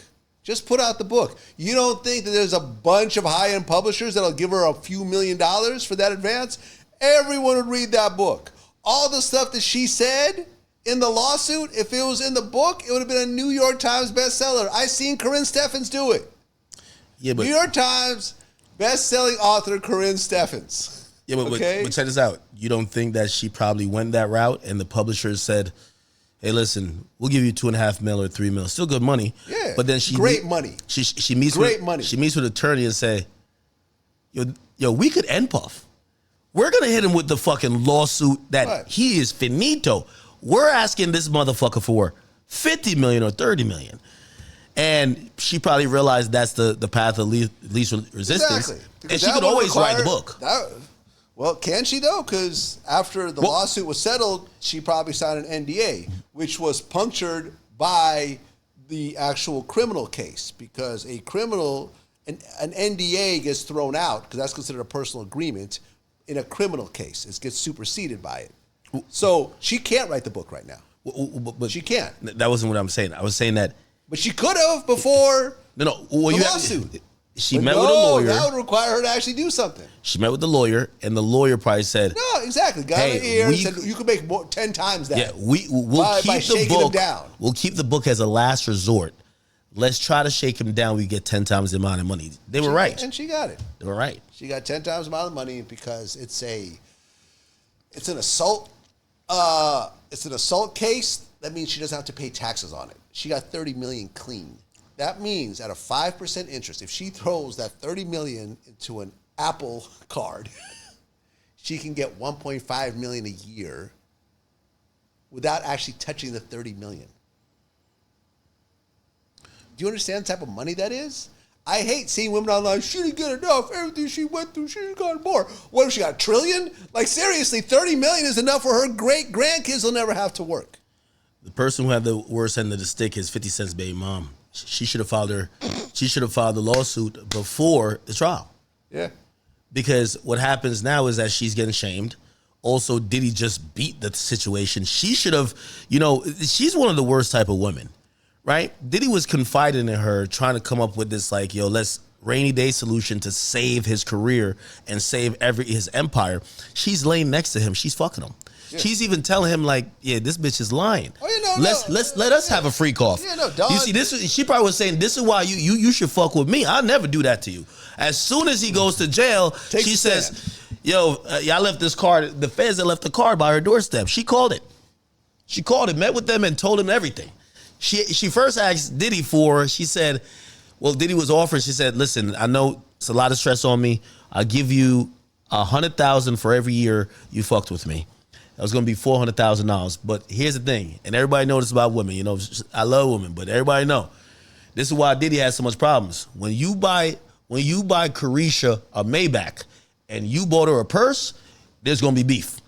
Why are you treating her better than me? And that was the problem with a whole random that no one's ever heard of. So you got to imagine Daphne Joy looks at it and says, so you done paid this bitch $20 million and you offer me $400,000? Nigga, you must be out of your fucking mind. Feds, come here. It's over. So here's the thing, though. If she files a lawsuit now, I don't think she has much leg to stand on. I would use all of her criminal testimony to help me if I'm Diddy. And I would basically, as the courts have basically ruled. Interviews from Vlad TV. Yeah, I would basically use what the courts have ruled. You can use Vlad TV interviews to protect yourself against Daphne Joy if she sues you. I give you permission. And 50's not letting up over her. Yeah. Oh, how does 50 feel? I don't know 50 like that. I think 50's a little bit hurt. Well, I mean, listen, He's blindsided nobody wants, he's calling her like pee-pee mouth. He said, don't kiss my son with that mouth and stuff like that. And no one... if he knew all this, he wouldn't have a kid with her. Of course I don't not. think so. But she wasn't doing all that. In fact, the first... No, like, Don, the dealer, was there when Diddy introduced her to this whole lifestyle. She was taught by... That's cap, Vlad. No, I don't think it's cap. I'm going to tell you why. Why? I'll let you finish. Well, the reason why, listen, there's some women who, I'm not saying she was doing freak-offs, but she's worked the sex industry, in my opinion, her whole life. I'll tell you why. She was the best friend of the Ghislaine Maxwell of the Peter Nygaard case. Google him. He was a guy who was... Peter Nygaard. Yes. So his woman, she was her best friend. So you tell me that this guy who was seen and convicted as a creep and doing all these things, he was convicted of sex trafficking. Yeah, his mistress, right, who ultimately skated through all of this, like she didn't get. The best friend of her was Daphne Joy. Okay, from there on, she goes to Vegas. She links up with Miss Jackson, which is Nelly later got with, but at that time, Mayweather was with her before. But they were in the Floyd harem. Come on now. Let's not say too much, but come on. Was Daphne Joy in that harem? You're seen and pictured and you're with you. This one Floyd had basically a stallion of chicks, a whole little stable. Cool. Yeah. All right. That happens. You later get with Jason Derulo. There was some interesting revelations and also there's some interesting things that he never said directly, but some interesting tweets that kind of allude to certain type of stuff. Okay, D-Ray Davis, who basically mentions... D-Ray was messing with Yes, D-Ray Davis basically said... I know. I'm about to call D-Ray right when I get out this interview. You're like, listen, I did homework on this. Like, he had made an innocuous tweet, but it all makes sense because he had dealt with her for a little bit. You're lucky that you have a relatively private life because I would FaceTime you right now. Listen, he made a tweet that no one thought about then, but made sense later. He said, "How are you on the cover of Smooth magazine, but you bumpy down there?" You bumpy down there? Yes. What does that mean? He's accusing her of having herpes. Yes. Okay, we're not done yet. I've never heard of this, but okay. Come on, Vlad, you in the media, man. No, I haven't heard that. I'm being honest. Okay, well, we interview him, ask him about it. But he doesn't really do interviews, but I know him personally. Then 50 and Floyd fall out. Right. Floyd says in a very long post, he says, "Why don't you tell the people that you got herpes from DJ?" Who's DJ? Oh. At that time, we didn't know who DJ was. Who was DJ? Makes sense. What I'm saying is that this person's been working in the sex industry for a long time. I don't know about any of this stuff. No, again, I'm not making allegations of my own. Yeah. I'm speaking about what known people, Floyd said to 50, why don't you tell the people that you got herpes from DJ? D-Ray Davis says, how are you on Smooth magazine, but you bumpy down there? She was with Floyd and some of the women who people thought were in the harem, and some of the. You convinced me. So again, my thing is, I think she was in sex more work. Information on this than I do. She was in sex work this whole time. Was she doing freak offs that was in that type of format? Probably not, because I don't think there's many individuals that sit in a chair in a corner and fucking rub baby oil on their nipples and semen and jack off to another sex worker fucking their girl. You'll be surprised though. Like, I'll tell you who this is off camera. Yay. What? Well, no, we know about that. We know about the. There's more. Yeah, but there is a. Not yet. A-list female that we've all heard of. Not a musician though. No. Okay. Well, she's from LA. Yes. Okay. A-list female. I'll give you another hint. This is something I've never said before. She's white. I know. You know what I'm talking about right now? I have a few names that's floating. Okay, so A-list white female that everyone in the world has heard of more or less. Okay, what's her thing? Because I've heard of a few of them, and they'll pay younger black. One of the male escorts that I interviewed told me this off camera, didn't want to get on camera and say this, said that he was paid to do like a party for her, and a couple days later, she paid him to fuck her while her soon-to-be husband watched. Interesting. Yeah. Interesting. And he thinks that the husband is gay, based on, I don't know, was he jacking off? I said, no, he just stood there and watched. But I kind of got sort of like a gay type of vibe from him. You know what's so interesting about the fallout from this? And this is why if I'm an escort that was involved in this, I got to sue Cassie. I have to. Like, I have to get some type of redress. Why? First and foremost, Diddy was convicted of prostitution. Well, I was the prostitute, right? So what? You're the victim. Well, yeah, you're the victim, Right. quote unquote. But again, your business was based on prostitution. That is kind of proven. So you can't really go back to that, right? Unless you're an idiot. If you like everybody, like I think even Punisher said, I think it was on Cam's show. He's like, yo, yeah, a lot of people have been hitting him up saying, hey, we'll pay he's you. too scared. Yeah, he's too scared to be. Yeah, of course, because like you'd be an idiot. You know something? A little bit of time will pass. Someone will offer you enough money. You're gonna lay some dick down. Well, if you, You know, it just is what it is. This is the way things work. no, I'm not saying. You know what I'm saying? I think all these dudes, But I all these think dudes will go back to being male prostitutes. Nah, I think their business is fucked up. The Punisher got a penis implant. Yeah, I heard You about that part? Yeah, I heard about That that. was a crazy story. Well, actually not. It's actually not. I listened to the full interview by him, and Me or with someone else? with you, I've listened to multiple interviews with him because the more he speaks, he tells the same story but more in depth. Right. And this is why I understand it. I don't understand a penis implant, but what I do understand is that a sex worker who needs to basically turn into a sex worker by his name and the reputation, he had to perform on the dot. He even said like, he was having pretty much erectile dysfunction. Yeah. And because he was having erectile dysfunction, and I think he said it might have been a Real Street Stars interview. He said he was also fucked up by he was taking a lot of pills or substances, Viagra, and that's why he got that because he was already taking stuff, and he said it was futile. Well, he said he'd always struggled with it mentally. Because a lot of times, like, and I've gone, because I have OCD. So I've gone through stages where it's like. Don't tell me you got a pump too, Vlad. I ain't got a Come pump. on, man. I ain't got a pump. Come on, but man. I'll have a situation. They're going to have you on Plug Talk by next week. I ain't got no pump. Maybe when I'm 70, I'll get a pump. But right now, I ain't got no pump. That shit do sound crazy. You got to, like, pump this shit up. It's like he said, under your balls. You got to, like, pump it up. Is there all the time? Yes. So even when they go take a piss, it's there? It's in your body. It's an operation. He described it. 'Cause I thought it was interesting. I've never heard. So it's air, not blood. It's blood. So they put some sort of like blood, it's like a bag of blood like over by your kidney. And then that runs into tubes into your penis, right? So there's like two shafts, I guess two straws that go into your penis.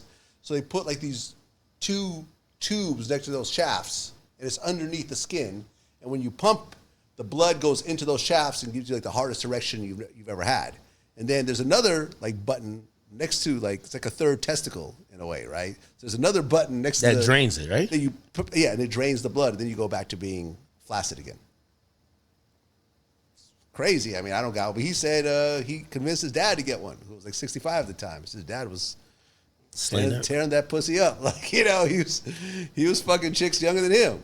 And it was funny, right? Because he said, before when I was thinking about getting an operation, I met with the doctor, and he gave me some numbers of some guys, that got it done. These are like older guys, and he called me. He's like, hell yeah, young blood, go get that shit. I wish I did it when I was your age, doing the best decision you ever made. And yeah, he was right. He said the best decision he ever made. And his dad got one, and now he can get hard whenever he wants to. Hey, but he said it was more of a mental thing than not a physical thing. Speaking about a mental thing, another thing about the Diddy case that it just always confused me in terms of what type of man Diddy is that we get it, he's a cuckold, but Diddy was like, yo, Kid Cudi's fucking my bitch, I'm about to go kill him.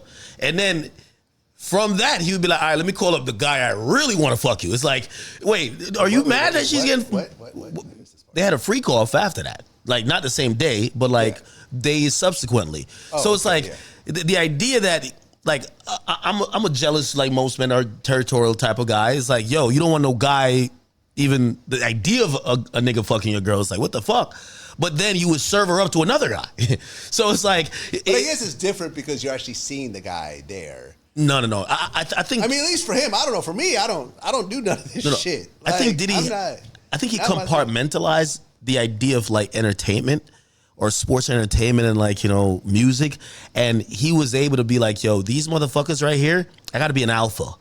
Like, I dominate them, and they can't take my girl. But if I offer my girl valid, which is like, I think it's such a weird, like, I want a CT scan of that nigga. You know what I mean? yo, I think he got CTE or some other shit going on.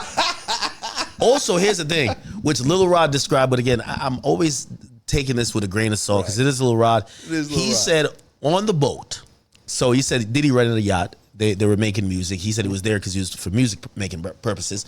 He says what Diddy did was, no, he said he walked in the room one time and he said Diddy was in bed with 3 women that were naked, but also there was his son. And that also tripped me out. The idea of like having sex with a woman and your son is banging around too. And he was just like, he said Young Miami was up in there. So I asked him about, you know, the baby moms, like the one who has the kid, Love, right? Her name's Dana Tran. He was like, Wait, no. Yes. Gina Tran. Dana. So there's 2 trans? No, it's Gina Hill. Oh, my bad. Okay, Yeah. you're right. And by the way, she Diddy owed them chicks a check, $1 million, straight up. She disappeared. No, she went in the Midwest. They caught her ass at Costco. Like, listen, she a real one though. Yeah, she a real one. I seen the 2 of them together in 2013. It was All-Star Weekend in New Orleans. And we were all on stage, and Meek was there, Drake was there, and Diddy was there with Gina. And they were like making out in public and everything else like that. Who? Diddy and Gina? Yeah, that was his bitch. That's his bottom bitch. That's his girl. She was just mad. Cassie, I think he was still with Cassie at the time. Yeah, he'd been fucking her for a long time. Cassie called him a pedophile because of her. Because Diddy was no, not because of her, because of a different girl. Well, no, wait. Daphne called him a pedophile. Yes, because of some other girls. Like all right. So let me correct myself. What's her friend named? Kara? Is it Kara? There's this white girl that's Cassie's friend. When they found out about Gina, Cassie was 29. It's always happened with women. Like when they meet you at 19 or 20, and it's perfectly fine for you to bang them out. When they about to hit 30, and you get the next 22 years, they're like, "What the fuck? You like young girls?" Like, what do you think he met you? So when he met Cassie at 19, when Cassie was 29, Cassie and her girlfriend said to Diddy, "Yo, it's weird that you're talking to this 22-year-old. Like, what the fuck? Why are you? She looks weird too. Like, why are you talking to her?" And the whole time I'm sitting there, I'm like, Diddy probably was looking at her like, "Bitch, it's the birds and the bees." Like, what you mean? Like, yo, you're aging out of this shit. Like, when you were 19, you were probably sucking wild dick, bouncing off the walls. Now you over here thinking about marriage and kids, because that's what really was happening. She was pushing for kids, this and third. She want to get more serious. Like, Diddy want a serial lifetime freak offer. You know what I mean? And then Dana Tran, not Dana Tran, no, sorry. Gina, no, not Gina. Daphne Joy. Daphne Joy calls him a pedophile because he was fucking with this. This young chick. I remember I seen pictures of her. Yeah, I seen pictures of her too. Pretty girl. Yo, Diddy had the baddest bitches, man. Yeah, Diddy had bad bitch. But what do you expect? Which, by the way, she posted something too. Everybody's getting ready to get back on the girl who was 19. She's like 23 now. Yeah. She posted something when Diddy, essentially beat it, and she's just like hip hooray type shit. Like, yo, we back on road. We seen Young Miami. She posted this little thing, which is like, clock it. We seen Gina. She's out and about. She's like, yo, everybody's getting their free coat supplies ready. Everybody getting back to their positions. That's a fact. Daphne George just got to pay that 10 bands a month her damn self. Yeah. Or Tony Ayo got to lend her some of that Vlad TV money to pay. No, I don't think that's gonna happen. So. No. Hey, have you seen this other thing that's going on? It's such a crazy case. So in the world of Jacksonville rappers and Young and Ace, he has a friend, Queso. The Queso, yeah. His dad took the stand against his own son. That was crazy. Yeah. Surreal. Yeah. I watched it, and watching this man look over to his son multiple times, like, it was breaking my heart. it was breaking my heart because they would ask him, be like, because his son's whole defense is the guy in the ski mask with the gun running. That's not me. He's the father is the one after the murder who took the clothes. Remember, you can't see the guy in the clothes, but he took the clothes and burned it. Yeah. So the father is killing every alibi or every excuse that the son is trying to say he didn't do it. The father is being charged for murder after the fact. For accessory. Yes. Accessory to murder after the fact. And he basically, they said, so who is in this clothes? And he looks over to his son and he chokes up for a little bit. And he says, my son, Hakeem Robinson. And they get into it a little bit more and they said, why are you testifying against your son? And he says the craziest shit ever. And this is why, let me tell you this. I got to be a good father whenever I have kids. You got to pick the right one, but you got to be a good father. Because I blame a lot of this on that father. Because he used to be a street dude. And now he basically told them, I have to still be a father. And the excuse was, he says, I have other kids. He's like, I'm tired of telling my other kids who ain't them. He basically are admitting that these niggas, he lost them to the streets. He says, when my other kid says, why haven't you come to my soccer game? I'm tired of telling them that daddy's not going to be there. I still got to be a father. And he basically said, I had to pick me. And I'm like, this is some scummy shit. He's sacrificing 2 of his kids. He says on the stand. 2 of his kids? Yes, because there's another son who got shot before in the head. His name is Abdul. He's a junior. So Abdul. What does he have to do with his son getting shot in the head? So, it's such a long story. And it's like the Jacksonville stuff is just so crazy. The son, Queso, went to do a revenge killing. Yep. Why?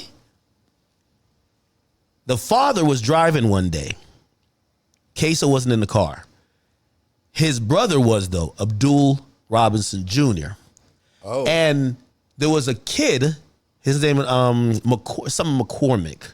No, it's not McCormick. I forgot the name. But he was a adopted kid by the father. So the father adopted a kid. No, not adopted. It's like you fucking with a girl, and that's your girl, but that's her kid. Stepkid. Yeah. What happened is that the stepkid, so the father gets shot in the back. His son Abdul in the backseat gets shot in the head, and the stepkid right next to him gets killed. He said he held his hand and he drove to the hospital. The son in the back that got shot in the head, it took him months to learn how to walk and talk because it was a headshot. He got shot in the back. Queso was upset about this. He decided to get revenge. Oh. He went to go kill some people.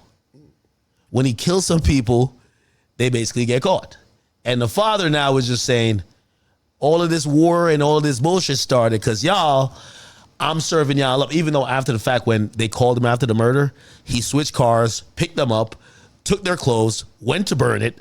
But now he's like, yo, y'all are fucked. I still have 2 younger kids, which is not named, but it said these younger kids have a chance at a different life, and I got to be their father. So essentially, I got to sacrifice y'all because y'all made decisions for a chance to be a father to them. Some fucked up shit. I mean, I don't know if I completely blame the father for this, to be honest. No, you don't blame the father for it. Even taking the stand, because you got to. You have tied your father into a murder that he never asked to be tied into. He's trying to help you out. He did the best he could. He tried to cover up your crime, but ultimately everyone got caught, and now he's being charged with an accessory to murder after the fact. But that's what you did. Over a murder that he didn't tell his son to go do. Yeah, but now if he sent his son on a mission, he's doing revenge for you. You got shot. Your son is doing revenge for you getting shot. But you're not asking your son to do that. He took it upon himself to do that.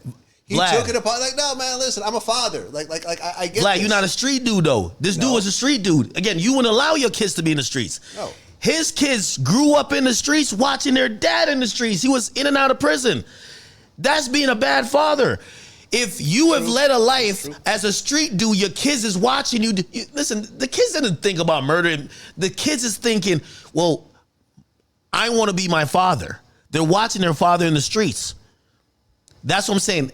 The initial wrong here is that you grew up your kids in an environment and show them behavior that encouraged them to do this thing. It's all ignorance of course, on absolutely. 20 different levels, and everyone is to blame in their own type of way. But I don't know, man. If it was my son, like I did my best. Like if I was, let's just say I was in a similar position. Like me, Vlad Lebovny was in a similar position. I get shot. My son gets killed or shot also, and my stepson gets killed, and one of my other sons goes on a revenge spree. I try to help him. It's not like his dad turned his back on him. He said, okay, I'll try to help you out, burn the clothes and try to get you out of it. But ultimately my efforts failed and everyone gets caught. At the end of the day, the person who did the crime. Take them 10 years, man. You got to take them 10 years for your son, man. So that's how much he was facing? 10 years? Well, he's what, in his 50s at this point?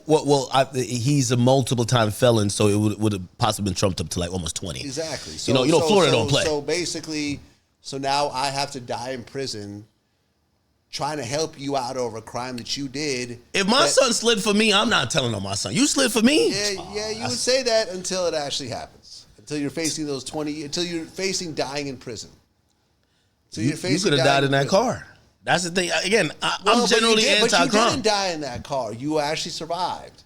You know, and your stepson died, and the other one got shot in the head. If he sent his son on that mission and everyone gets caught, then yeah, he's a rat. I get it. But look, he did his best to try to. And listen, Boosie will completely disagree with me on this. I get it. Yeah, Boosie definitely was. You talk to Boosie about this yet? It's coming up. When you doing the interview? Middle. I want to hear Boosie. Middle of August. But Boosie ain't gonna. I hope y'all argue about this. You better stay on this point right here, Vlad. I'll stay on it. Because me and Boosie are not always on the same page. And by the way, I'm not a street dude, but me, like, I understand family, and to me, it's bigger than the streets. It's about family revenge. If somebody did something to if somebody did something to my mom, it might be a crash out. I'm sorry. Like, yes, you are risking life, but it is what it is. That's family. I get it. But would you then want your mom? Okay, so let me ask you a question.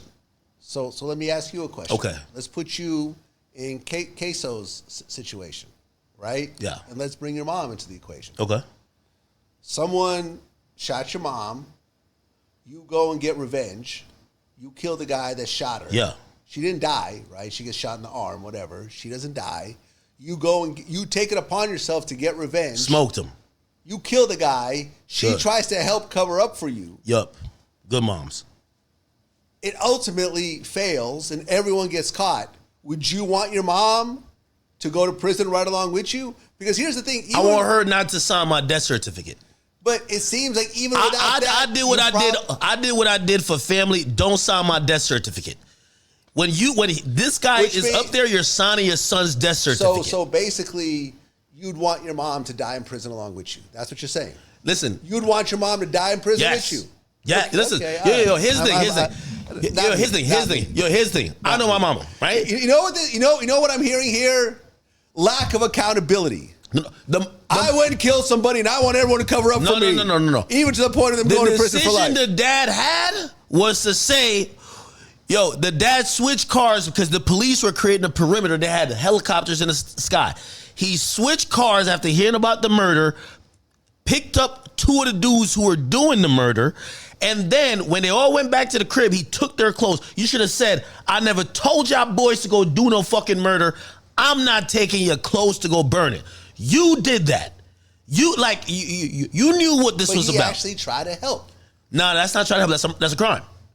And in the process of trying to help, he committed a crime. But he was trying to help. But once you hear about a murder, you're covering it up. You and I are just going to have to disagree on this. You and I are just going to have to disagree on this. Yo, Vlad, please. You my mans, right? If you tell me like something happened, you crashed out. You really think Queso going to beat the case if you take the dad out the equation? No, hell no. But exactly. Still, but if I'm his dad, I'm not the one signing his death certificate. Here's the thing. Vlad, you do some crazy shit, you come to me and you're like, yo, you come to me, you got blood on your hands, whatever. And I'm like, I kind of know what you did, but I'm like, I want no parts. I'm be like, yo, Vlad, Yo, you gotta go to Adam's house, brother. I want nothing to do with this. I'm gonna tell you the truth. Now, if I'm over here like, oh, I got the bleach, I got this, where the body at? I'm like, yo, I got a pickup truck, let's go do this. I'm in. I'm not on the murder, but I'm in on the cover up. Once you start doing the crime with them, don't sucker out, because, and especially when it's something that was so personal. No, I get it. You got shot and the dude is sliding. I get it. It's very gray area, and there's really no right answer to this. True. They're really, like, you know what I mean? You and I can keep. No, you and I can keep. Rap, man. I don't even like calling people a rap, but like, yo, how could you do that to your son? You and I. You'd have had to hit me with perjury, and I would have took the chances. You've been in and out. Let me tell you this. You've lived that street life. You get what I'm saying? You've lived that life. Like, your sons watched you thinking that they should be you. Thing to do. Now listen, like, is it the failure of a father? 100%. 100%. But when it comes down to this situation, you could really justify either direction. I understand what you're saying. I'm not saying what you're saying is stupid. No, I get what you're saying. Under certain codes and certain morals and so forth, like Boosie would go with you. Boosie would say, I'm going to go to prison for my son. Me personally, if my son committed a crime and I try to help him and it ultimately didn't work, he going to have to eat that crime. I'm going to keep it a beam with you. Listen, yo, my uncle got shot. Or my daughter, or whoever the hell, more kids I got, whatever. Like, where I grew up at? I mean, people have to pay, like, people have to take responsibility for what they do. No, of course. They do. The father ain't taking responsibility, though. They didn't charge you with murder. They charged you for covering it up. You did that. You did that, and rather than stand on what you did, you're telling on your son to get out of what you did. Yeah, but what you did was trying to help your son, and it didn't help. That's not helping. That's crimes. That's a crime. It's a crime, but the purpose of it was to try to get his son out of harm's way, period, by putting his own neck on the line. But ultimately, I will put my neck on the line, but you're not going to take my head off. Hey, listen. When it comes to parents like doing crimes with people, first of all, like I'll give you two examples. We don't have to get into the minute details about either. Cash Out's mom Cash Out got convicted of rape, sex trafficking, and everything. He got 2 life sentences plus 70 years. His mama got. I interviewed him back in the day. Not after the alleged incident, though. Oh, like 12 years ago. Like 12 years ago. Yeah. Yes. So his mom, and that's the situation. If you look into that case. His mama used to be pimping bitches. He, like, rap money got slow. He started doing it. His mama wasn't leading it, but she was kind of like, oh, I'm gonna make sure you doing it right. Right. You know what she could have done when she got caught? Yo, son, you're cooked. I'm about to just tell on you, and they're gonna give me like 5 to 10. His mom took them 30. Sat there with them co-defendants. You're a co-defendant. Y'all both did crimes. Yeah. Sit there with your person. His mom gonna die in prison. Yeah. I mean, listen, I interviewed Sammy the Bull. He ended up. Sean Kingston mom not telling on him. Sean Kingston mom is a real Jamaican. Even though I don't like that scammer shit. Scammer shit was crazy. But Sean Kingston mama. She getting deported. Wait, she doesn't have her citizenship? Well, no. After she does her time, she's going back to Jamaica. So she's not a citizen. I think she fucked up. No, I don't think she's a citizen. I think she was whatever her I think it's like a shine situation. Like, if you do a serious enough crime in America, they'll send you back to where you came from. Yeah, well, if you're not a citizen, of course. Yeah. But if you're a citizen, they can't. Yeah. But Shine hit me up. He invited me to Belize. So I asked him when's a good time to come. He said every time. I'm like, word?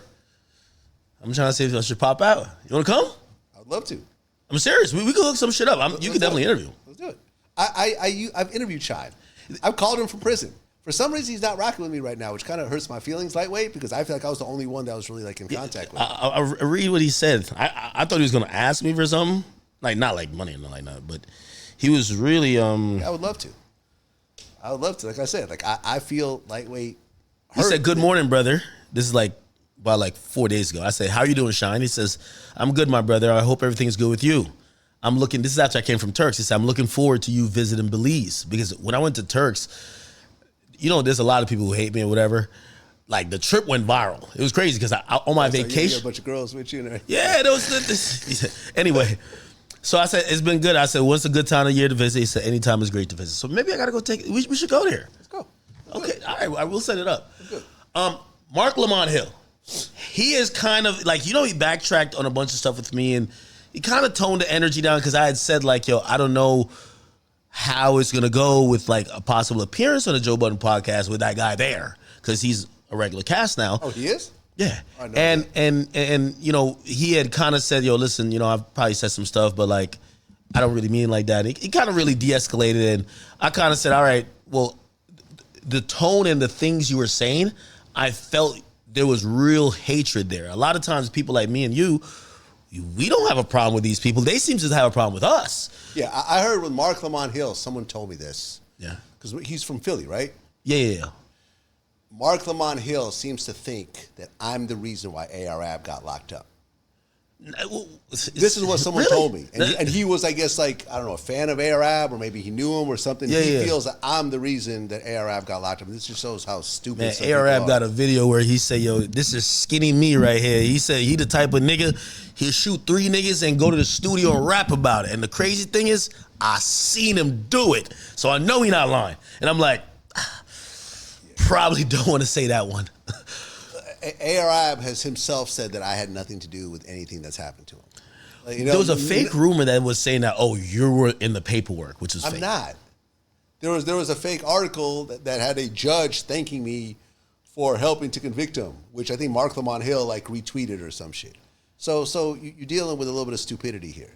You see what I'm saying? So, you know, I don't really have a problem with Mark Lamont Hill, but it's shit like this that kind of annoys me. He's in our sphere now. You see, all that political shit, that's not what's busting right now. He's on the Joe Budden podcast talking about Brittany Renner and talking about, you know, Kendrick Lamar. He's been on my show before. We've debated before. We've debated about the death penalty. I think he's an intelligent guy. That's why when he started to turn against me, I'm like, motherfucker, I had you on my show. Like, I showed you. Virtue signaling.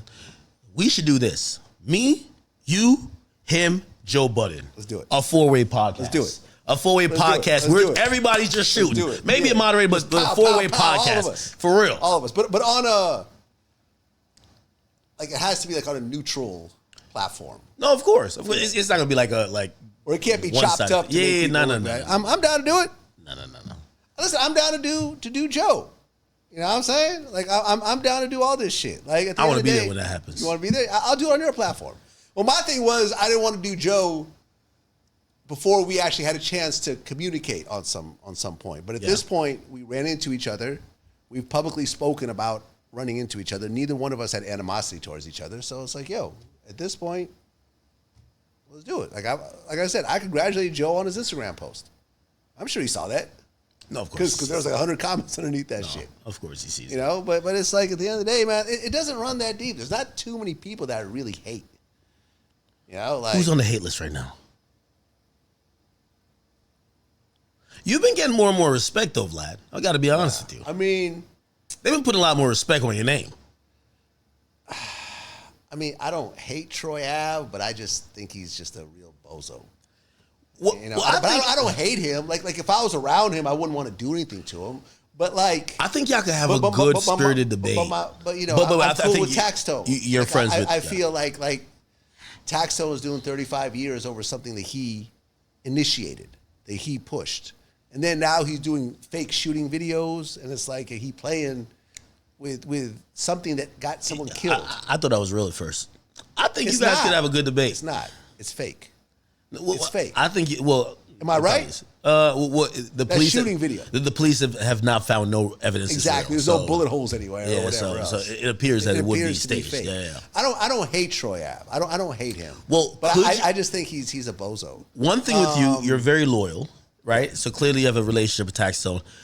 And I have a relationship. I know I may never see him again because he's doing 35 years. Yeah, but that's a loyalty right there, right? Yeah. Where you could be like, well, you're no good to me on a whether it's content or financial level or how you could benefit me. So I'll just do. Tax wanted to do an interview with me during his trial, and I told him no because I said I don't want to be responsible for this interview being used to convict you. So I'm just not going to do it out of love for you. You know? Could you see a world where that, even if it's a debate, even if it's, I don't know, where you, because here's the thing, when I hear how you represent that situation versus how he represents the situation, there's like this very big difference where in his idea, he's like, hey, well, this is hip hop. If you feel someone's hating on you and you run into them, yeah, it's probably gonna get physical. The issue becomes someone bringing a gun into a place where a gun shouldn't be. That gun then turns into a murder weapon that kills innocent people. And that's his stance. An innocent person didn't get killed. The person who attacked him got killed. The aggressor got killed. But you do know in New York there's no how many self-defense. people did Troy send this guy? What's the name of the dude who got killed? Banger, yeah. I mean, the guy from Tamar McConan. Yeah. I love McConan. Yeah. He got beat up on stage.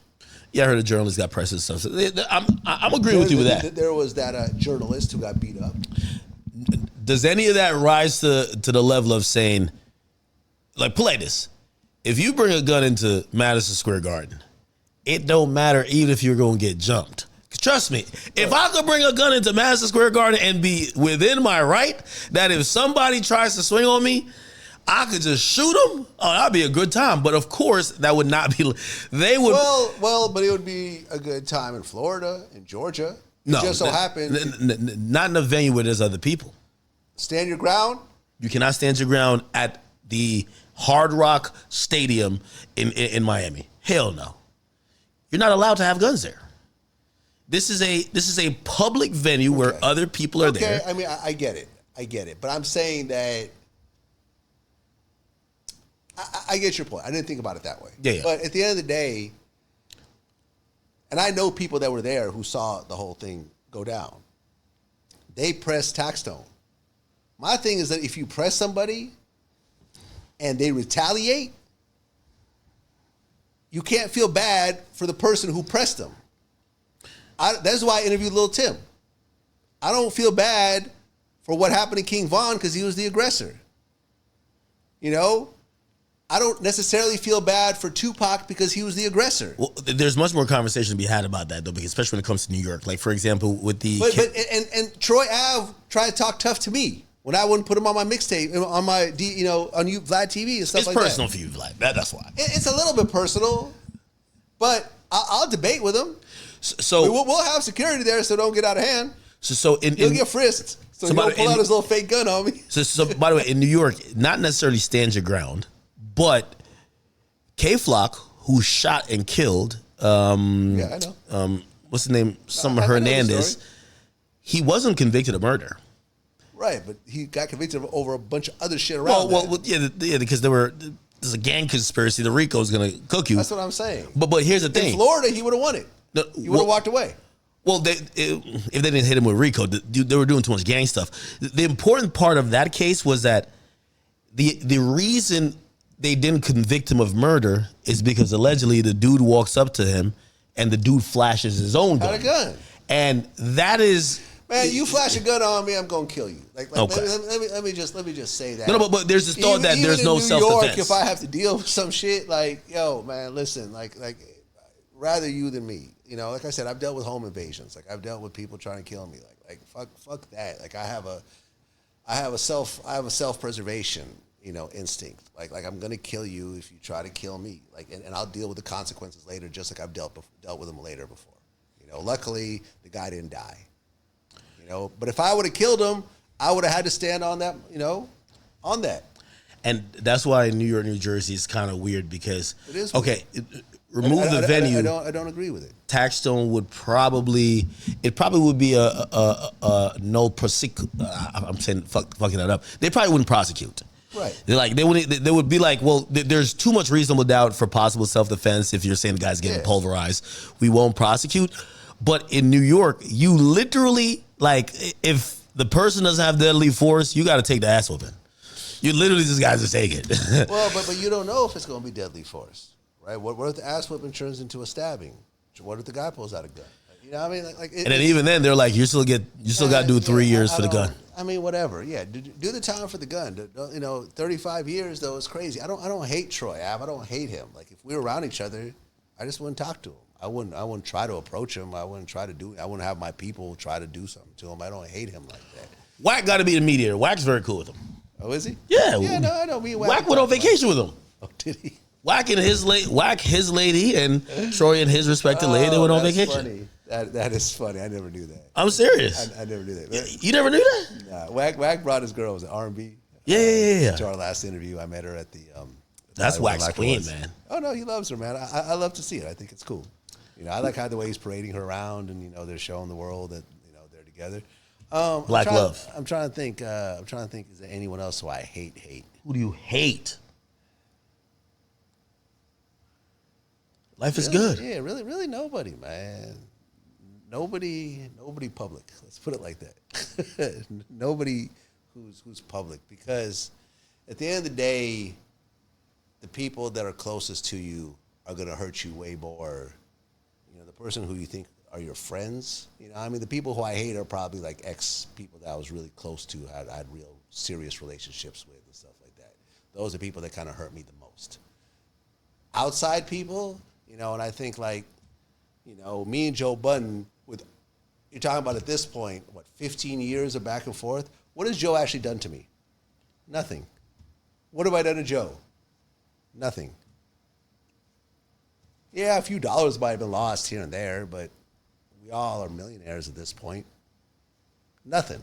This is why we ran into each other. There was really no real animosity. It's not like I sent him to jail or, I made him lose his career and he's homeless. I never got him on drugs. I never fucked his girl. There's really nothing really all that bad. Like all the people who I had so-called beef with, Hey, why doesn't Charlamagne do Vlad TV anymore? It's a scheduling issue. I might actually do a Breakfast Club. Where I know you do Breakfast Club a couple times. I might do it later this week. We'll see. We're scheduling it. I don't know, man. It's a little bit annoying, because I feel like I've done his show more times than he's done mine. But then again, he's done my show so many times. He used to do it a lot back in the day. Back in the day, he used to be on my show like every month. So I kind of just play it off as, it's not like he's just sitting around doing nothing. He's busy. He's got a lot of different projects. But, me and him talk. Like, we texted today, actually. But sometimes people get to a certain point. Like, for example, like, I did Brilliant Idiots, but I couldn't get Andrew Schultz to do my show, even when he was promoting his Netflix documentary. Yeah, he's busy, man. He's busy. He's fucking he even busy. said, let's do it around the time of the stand-up. Yeah. But it never happened. I have to get better at not taking some of this shit personally, because a lot of times I do.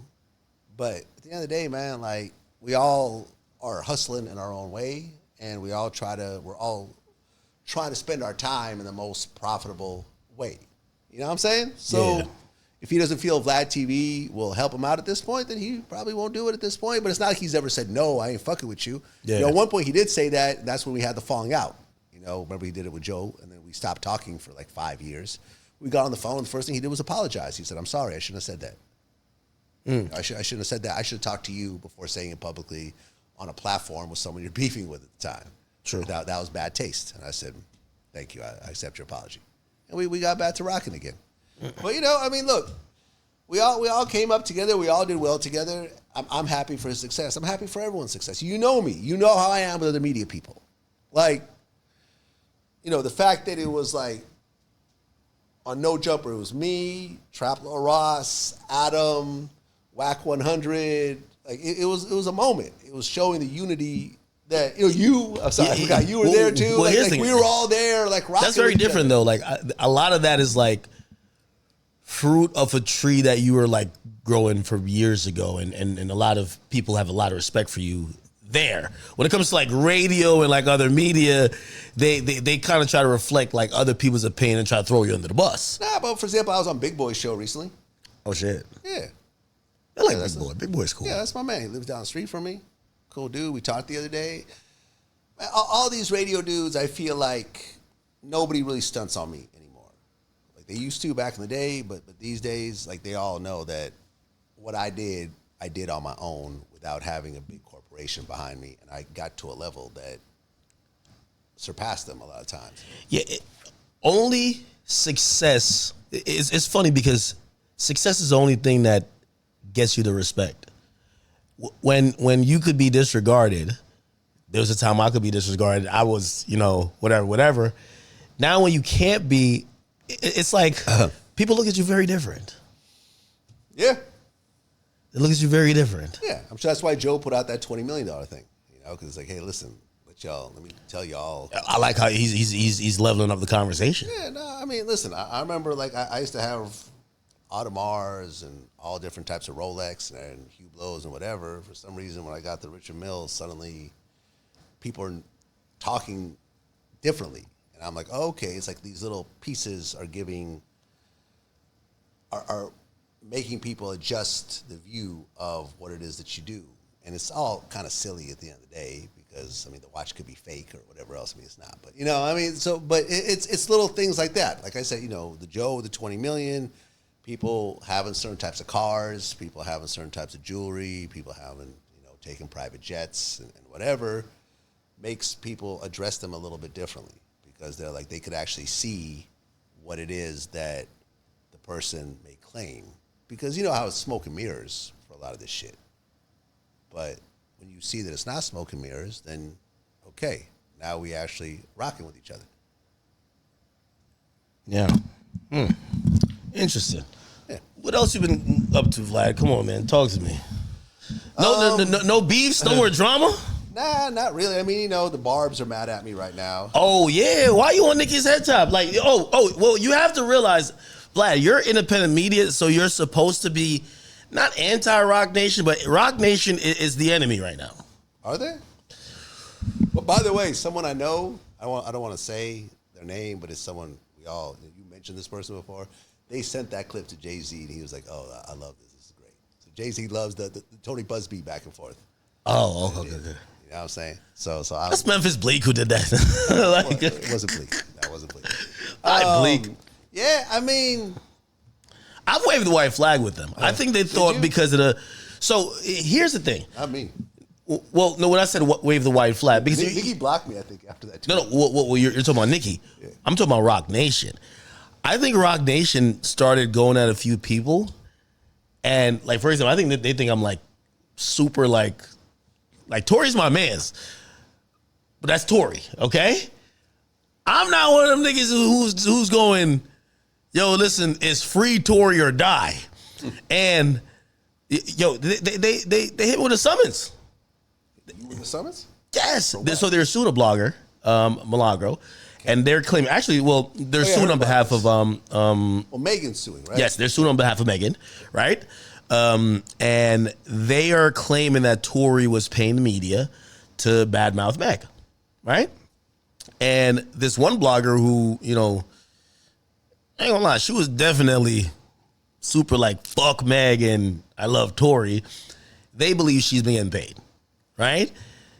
They're going through with her. She's dropped attorneys. Like it's a lot. She's been ordered to pay like $5,000 or whatever the case is because she's like a little bit silly because it's a blogger no one's ever heard of. Well, it's not like this is anyone she's on not this that unknown. But in that world, like in a female, like she's not the shade room. She's not baller alert. But I think she's not neighborhood talk. They're trying to send a message.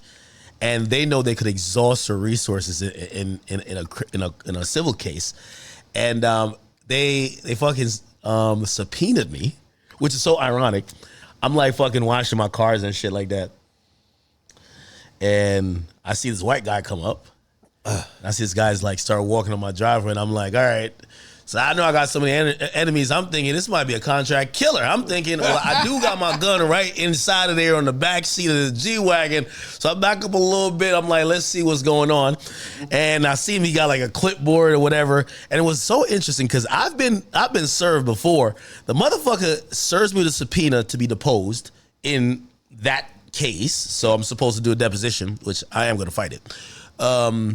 And they asked for a bunch of like, what's your communications with blah, blah, blah. Send us all. I'm like, all right, y'all doing too much. But they paid me like $200. Like they hand me money. For what? It's a witness fee. I never even heard of that shit. They hand me this is your witness fee for your future testimony. And I'm like, what? That's crazy. But yeah, no, they're going hard. So you and Nicki. Yeah. Me and Nicki have never been in a good place. Yeah. But I think we're on a ceasefire right now. They feel like they're going at Rock Nation. I really want no parts of that. But you said Nicki is the proof. that you could be rich and miserable. Yeah. And the barbs are on your head. I'm surprised they ain't leak your number. And you better be careful with that RM because they'll come and steal it. The barbs are serious. No, the barbs are serious. The one time me and Nikki was into it, they try to send a transgender individual at me. And good thing I seen the PSYOP real quick. I realized I was like, what's the transgender trying to holler at you? Yeah, like I was in LA one time. You know, you out there. I'm like, yo, I'm popping. I'm like, whatever. So I'm trying to say, I'm looking for the hoes on some, I'm looking for the hoes on some sexy red shit. One of the barbs is like, I bet he's a nigga. The quickest way to get him is like try to throw some fake pussy at him. They hit me, but they're acting like a woman. But it was a transgender. So now I realize, they would How have do you know missed. the barbs were behind that? Because when I peeped the game and I started looking at it was mad. Nikki's people be using unicorns and all that type of fucking like little emoji shit. And then like you could normally tell the barbers because like it'll be a lot of bullshit. And then the end part would be like Mirage. Like, come on. You know what I mean? Like you could get it. So I peeped the last second. And I was like, imagine if I linked up, they would have had Act linked up with I'll be Mr. C, rest in peace. But they would have done me crazy. So I'm telling you, the barbs, going at the barbs, they've leaked my number 70 times. They've leaked my home address. They've hacked my accounts. Just be careful, Vlad. I don't know if you're ready to sign up for this one. But explain your beef. I mean, it's not really a beef. It's just like you see Nikki with these, I don't know what she's on, but she gets on these like tirades. People want to say that she's on drugs. I have no idea. I'm not going to say that. I think most entertainers are on drugs. Yeah, I don't know. I'm not. Or they have some vice. Yeah, I'm not saying they're strung say out. that, then she's going to sue me or whatever else. I'm not saying she's I have on no drugs. idea. I'm just saying that this is a behavior that you see people that are on something suddenly go off on these crazy tirades. That suddenly she's attacking Jay-Z, she's attacking SZA, and she's calling SZA ugly and shit like that. Well, she's always been a mean girl. That's what I'm saying. I just didn't like that, and I don't know SZA. I've never even met her. I'm not cool with TDE. I'm not beefing with you, but I'm not. No, you've never seen TDE artists on Vlad TV since J-Rock from 2009. You see what I'm saying? Like they don't rock with me, and I know Top. Like Top called me like a couple of years ago, to ask me about some other shit. So it's not like they don't know me. They know me. They don't rock with me. So, but SZA really just doesn't bother anybody. She's on tour. She's doing her thing. Like she's one of the top. I'm kind of sticking with Nikki with this. If I'm over here saying some of my gripes, mind your motherfucking business. Unless you're trying to get some of the smoke. Because when I'm giving out my smoke, if I see what somebody, does SZA do? So to catch that backlash. Okay, let me give you what I believe is Nikki's perspective. Let me interrupt you real quick. From what I understand, this whole thing stems from Nikki asking for a feature for SZA and them ignoring her. Okay, well, it's been turned into that, saying there was pent up anger, but this originally started from Nicki Minaj calling out Desiree Perez in Roc Nation, who she believes has subverted her efforts in the music industry, most notably with the title situation. Okay, now I am in the opinion that Nikki didn't do good. She's not the most shrewd businesswoman, and I don't want to attack her business acumen, but the conversations I've heard people say behind that whole thing was, yes, she had to sign a piece of paper that was going to affirm her ownership, or when they were going to sell it, that she was supposed to get like $8 million, or like it was close to 10, because the company that was initially worth 56 million, when she got pieces of it, got sold for 6 times the amount, which was 300. Yes. Title got sold for 300 million? Yes. Jack Dorsey did that, and after they bought it out, like he did that just to be friends with Jay-Z. But it got diluted. There was more investors after the fact. So the initial shares, like, this is what happens with companies. Like, people don't like to listen to this, but like you could own, okay, so let's just say you buy 10% of Vlad TV for $1 million, right? And it's worth $10 million at the time, right? You give me $1 million, I say you own 10% of Vlad TV. Well, later on, Vlad TV gets into some financial problems. Tidal's never been profitable. Let's just keep it 100. Like, Tidal's not a success story. It's the same with Spotify, though. Spotify's never made a profit. Let's take a look. It's Spotify. And by the way, hold on. I can tell you that right now because all you have to do. Today was their earnings call. They reported a loss of $100 million from last quarter. Let's look at the price-earning ratio. They make revenue. They're profitable. They have a 94 price-earning ratio. That means that they're profitable. Well, they may have lost overall, but overall the company's profitable. Well, now the stock is high because it's a 94 price-earning ratio, but if it was losing money overall, it'd be 2 dashes where it says price-earning ratio. Well, that's what they've claimed. Maybe it's changed. It's not a claim. It's right there in the numbers. Like I know stocks. Like to be losing money, you have to have a negative price-earning ratio, which this does not have. It's a 94. So hold on. So let me finish my story. So you give me $1 million, and I say you own 10% of Vlad TV. In the process, Vlad TV is losing money. I got to take on other investors. You know, Jay gives me $1 million. Steve Stout gives me $2 million, whatever else. Ultimately, everything gets diluted, so that $1 million that you put in that was worth 10% is now worth 2% because there's other investors, and we had to give them pieces of the company to keep the company afloat and so forth. So by the time it sells, and I sell it for $10 million, you're like, I'm supposed to get $1 million, but you only got $200,000. You could be pissed off, but I had to explain that I had to bring in outside investment to keep the company afloat, and everything got diluted. My first job out of college was with a company called NetObjects, where that exactly same thing happened. NetObjects was worth a certain amount of money. I got a certain number of shares, but it kept losing money and so forth, and ultimately the shares got diluted. At the end of the day, it was worth nothing, so I got nothing out of it, but I was watching it happen, which is ultimately after a year, I quit. I saw what was happening. So Tidal is not a winning company. It's not a success story. It's a bummy, half-ass streaming network that nobody goes to. When's the last time you've heard someone, let me pull up my Tidal? Let me pull up so-and-so on Tidal. Nobody. And by the way, people do Spotify and Apple Music and Amazon to a certain degree. And by the way, Spotify is a losing company. So sitting there like, I should have gotten $200 million. If the company sold for $300 million. But by the way, I think I was also talking about Nicki Minaj said, I'm owed $200 million. For a company that sold for $3 million? What do you own, 2/3 of the company? And there were 16 other artists who signed up to begin with? And Jay-Z is the main shareholder, and there's a whole bunch of other shareholders, and it got sold to, Sprint at one point? You see dilution after dilution after dilution, so obviously you're not going to get that much.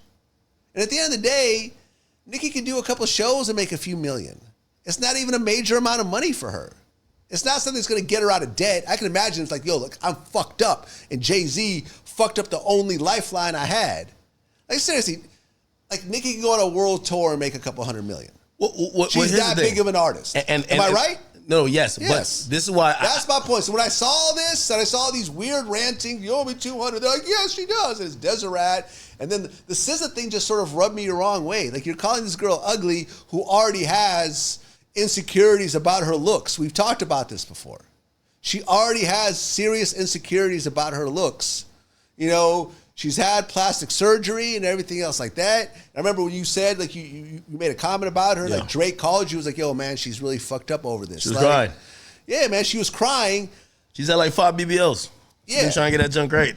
Hey. I'm just saying, I just felt bad for this human being that's being attacked by this major artist who has this crazy fan base. Because I ain't gonna lie, when I'm on my rant, stay out of my motherfucking business. What happened is that I don't care if Nicki's on some drugs. I don't know if Nicki on drugs, but I don't care what's going on with Nicki. But when Nicki going on her shit, mind your business unless you want to smoke. She tweeted out. Yeah. She tweeted something. She's like, the Mercury must be in retrograde today. And Nicki, the barber sent it to Nicki like, yo, she's subtweeting. Okay, and here's the other big problem I had. One of the TDE dudes. Punch? No, not Punch. Okay. This other dude was like, yo, man, Nicki don't want to smoke with TDE. We'll put her Mac Wap was like, yo, man, she get put in the blender. You see how Kendrick does it. Oh, my God. FBI, CIA, TDE is threatening me. they're gonna kill me. And then like the fucking, what's her name, Luna, that one representative was like, I just talked to Nikki and we're looking into this. We don't tolerate bullying or threats on people's life. And I'm just looking at this going like, and y'all call me the feds. That's woman privilege right there though. Y'all call me the feds when she she's publicly tweeting the FBI and the CIA and talking to a government official about investigating someone who made a joke.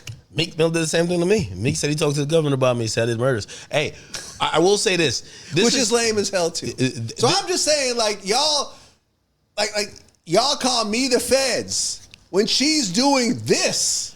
She's literally tweeting out that she's tagging the FBI and CIA and then talking to one of Trump's people about investigating a random ass comment, which she is smart enough to know that her life was being threatened. Yo, politeness. Seriously. Am I right, though? No, yeah. Okay. But that's woman privilege. That's why I jumped in the shit. That's woman privilege, though. When me and Nikki went back and forth, Nikki said, yo, you should go holler at my man, he a blood. Like, Nikki was talking street shit to me. Like, yo, we could meet up. Nikki was saying, yo, my man's a big blood. Y'all could meet up and y'all could figure it out. Y'all can meet up. Right? So Nikki was talking that blood shit then. Now Nikki was just like FBI, CIA, DEA, ICE. Go get that nigga. Yeah, go deport him. I just thought it was lame, man. I just thought it was lame as hell. And, and I know the barbs were at my throat. And I really could care less, honestly. Like, these barbs really are fucking whatever. And I think that these barbs, like, pump her head up to do all this weird shit. Because they ride with her no matter how ridiculous she is. And I just feel like this is all ridiculous. I wonder one thing about her audience. Okay. And that's why I said, you are rich as hell. You're successful as hell. When she told SZA, I tour in places they've never even heard of your name, SZA, she was right. She can go to these weird European countries and sell out stadiums that don't even know who SZA is. Like, she is so successful. She is the biggest female rapper ever. And there is really no argument. Or no competition. There is no competition. She's the Amazon of female rap. Like, who's number 2 in female rap? Lauryn Hill. Lauryn Hill's had an album in 20 years. Who's number 2? Number 2 with people right now who actually... Are you talking about right now? Right now. I'm going to go Cardi, but then Glorilla. And then Lotto. Right, but if you do a worldwide tour with any of those girls, Nicki will eclipse them. Of course. Yeah, she's That's what I'm saying. So you are so far beyond. You're sitting there arguing over a couple of $1 million that you may have been owed that doesn't make any difference in your life. Well, it's bigger than that for her, though. People, you're calling the FBI and CIA. You're actually talking to government officials about going after this guy when he made a blender joke. It's just lame. And it's just like she's not acting her wage.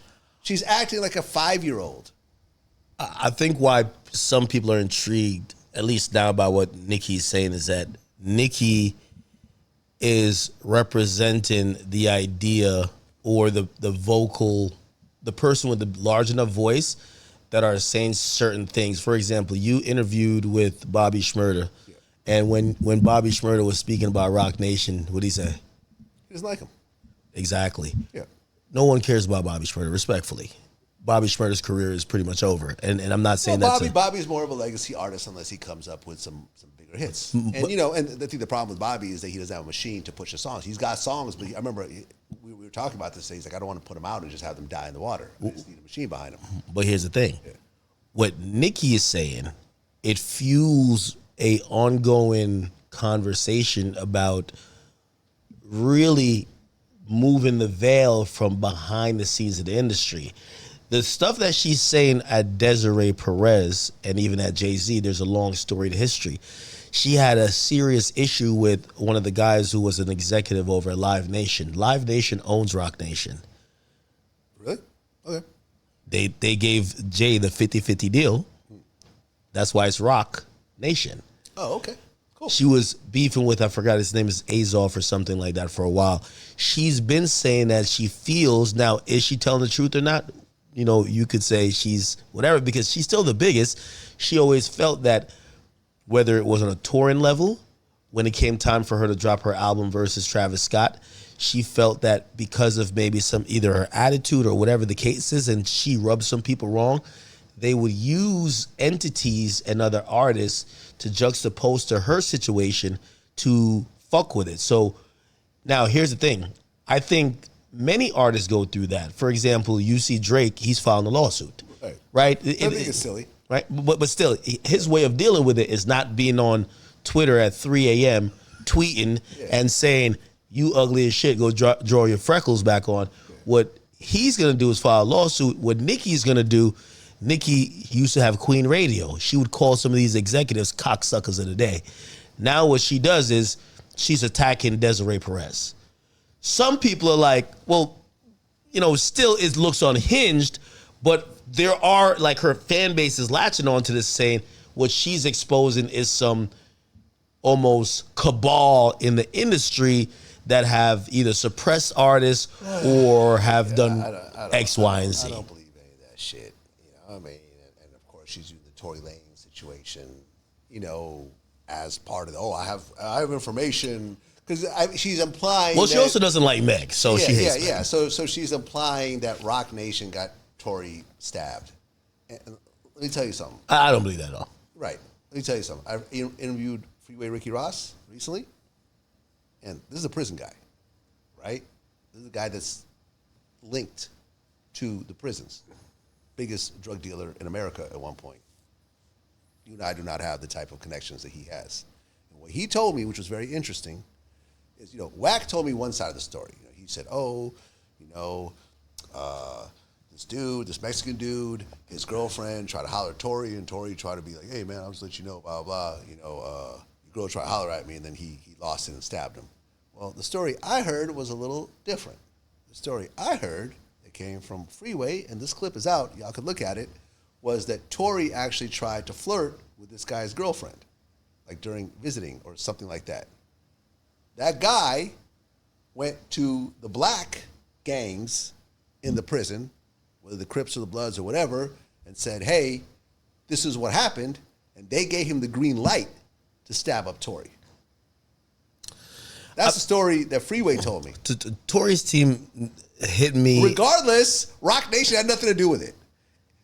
Tory's problems all come down to a woman every single time, if you really think about it. Yeah. That is his kryptonite, is women. I agree. Right? But I will say the reasons why these things keep coming up is that there are sometimes unusual things that happen. Like, for example, someone getting stabbed in prison is unusual? No, really? No. Okay, no. That is not unusual. No, not that. In California State Prison, every day. No. During our interview, I bet you 10 people got stabbed. No, not that. Okay. The idea that Rock Nation has a vested interest in Tory Lanez being in jail or not be, it does. During his trial, you have Desiree Perez, the CEO of Rock Nation, who's sitting with the DA in court. Okay. She's not a victim. Yes, she is a CEO of the management company that manages the victim, Meg Thee Stallion. Okay. But that's highly on. If you saw the boss of a company sitting next to a DA, you might be like, they got some pull here. That's why I think those theories kind of fester from. Not saying it's 100% validated or true, but this is why it doesn't go away.